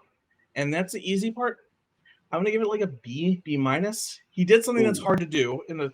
Is this hang on? Is this 2022 Adams grade or is this 2024 Adams grade? Maybe we should be giving 2 different grades here. 2022 Adams grade would have been like a C plus. Okay. 2023 or 2024 Adams grade would be like a B minus, because I just know it was the right thing to do, and the way that he did it was probably the smart way to do it, in the sense that, and to be fair, I said it at the time, that free agency wasn't an easy free agency, and that draft was not an easy draft to answer the questions that we needed to answer. There weren't a lot of except for wide receiver in the drafts, there weren't a lot of wide receivers in free agency. So the moment he decided not to answer it in the drafts, and the fact that the moves that he made instead were moves that I liked, C plus at the time, and B minus now. Yeah. I'm going to say the draft process-wise was almost as good as can be. I just thought that Kyler was, especially knowing that he was going to be moved to nickel so quickly, just not worth that. You need to make a bigger swing for George Pickens. But overall, especially process-wise, I give that draft like an A. And then the particulars, the Pickens particular, moves that down to a B. The free agent side, the free agent process is an F. It just I cannot defend anything about it. And the Mac trade at the time, I would say it was like a C or so in my mind. So I'm going to say about a D plus. Is what 2022 Kevin thinks, and 2024 Kevin, the Mac trade clearly I think worked out. Mac has continued. He's still a fine player, but he's gone downhill. We traded him at the right time. It was only going to get worse. Especially that next season was not a very good season, so we don't know how he would have been with us, but probably would not have increased his value. Yeah, the stuff about the draft that I didn't like, better in hindsight. Like, I still think, if the Steelers and the Bears were to get together and for some reason the Bears were like, hey, we'll give you Kyler Gordon for George Pickens, the Steelers are hanging up first before the Bears do. George Pickens is a more valuable football player, in my opinion. But for the way things ultimately turned out, we don't need George Pickens. So that grade goes up in hindsight, and the free agent grade is still a fucking F minus. So 2022 polls, in my mind, is more like a C, C plus, and at the time, 2022 Kevin says D plus, 2024 Kevin says C plus ish. And I can tell you why we're different. I look at what resources he had at the time, and I say there ain't shit you're gonna do. So I don't really care. It's blowing if we're talking about free agency, the thing that brings it down the most, it's the blowing of the comp pick that cements the F. We're going to go one way or we're going to the other way, but if you're going to go this way that I don't really agree with, you're certainly not going to blow the comp pick, and you blew the comp pick. So I would say that's harsh just because so many GMs do that anyway. So if you're going to say the average GM does that, don't care. I would grade. No. You have to round. You have to round. Adam, you're going to fail everybody? How many GMs get a passing grade, Kev? How many GMs get a passing grade? Tell me. Adam. How many GMs get a passing grade? You got to give that a look C. On my face? You got to give that a look C. on my face. This is ridiculous. Did you 2 kids pass out of the 32? Is that what you're telling me? Because that's how many GMs would do this. That's all I'm saying. Adam, if you were the GM, would you have done that? You're not. You're just some fucking guy. Would you have done that? I know I wouldn't have done that. I would never fuck up the comp pick math. That would never happen. NFL teams need comp guys. That's the issue. They really do. Like, they need comp pick guys. I'm not giving somebody a pass because everybody is stupid. Absolutely not. You don't be stupid. The GM I'm grading, if you screw something up but admit it though. Tell me how many GMs do you think would have done that right? How many? About half. 5? I'm not going to say 2 or 5. I'm going to say about half would have gotten it right. Bullshit. I don't think even okay. Yeah, I think you're either trying to build or you're not, but you're not going to sign Byron Pringle and Al-Qadim Muhammad knowing that you have a 3rd round comp pick going. I don't think most GMs will do that. That's silly. I don't think that is a majority. A reminder that Quezzy just fucked up their comp pick setup, thinking he absolutely 2/3. Yeah, but so the difference is I think he did that. The difference is I think he did that on accident, which is maybe worse. But Poles did it on purpose. I think Poles was well aware and just did it anyway, and that's unacceptable to me. I just think they suck at it. I don't think they consider. This is my issues. I really don't think most GMs consider the comp pick formula. Again, Adam, if I'm saying I wouldn't have screwed it up, I'm not going to give a guy a C if some schlub like me wouldn't have screwed it up. And I know you wouldn't have screwed it up either. F minus you get an F. Maybe a D, but the players all sucked. The players all sucked too. There was nothing good to say about that free agent class. We're only off of each other by a half letter grade, I think, right now, right? I said B minus, and you said C plus. We're about a half letter grade off, so we don't need to argue in totality. But it's fine. I'll say this: we got some much better letter grades coming in future episodes for off seasons. So, yeah, we do. Oh, this is Adam. Now is where I believe we should. That was Kevin. Damn, we missed each other. I'm fucking up the sign off. I thought I'd lead you to the sign off, and you started doing it, and I started talking. Well, reset. I'm not editing shit, bro. This staying in. Of course not. But go. This was Adam, and that was Kevin. It's Bye. been Virginia's GM.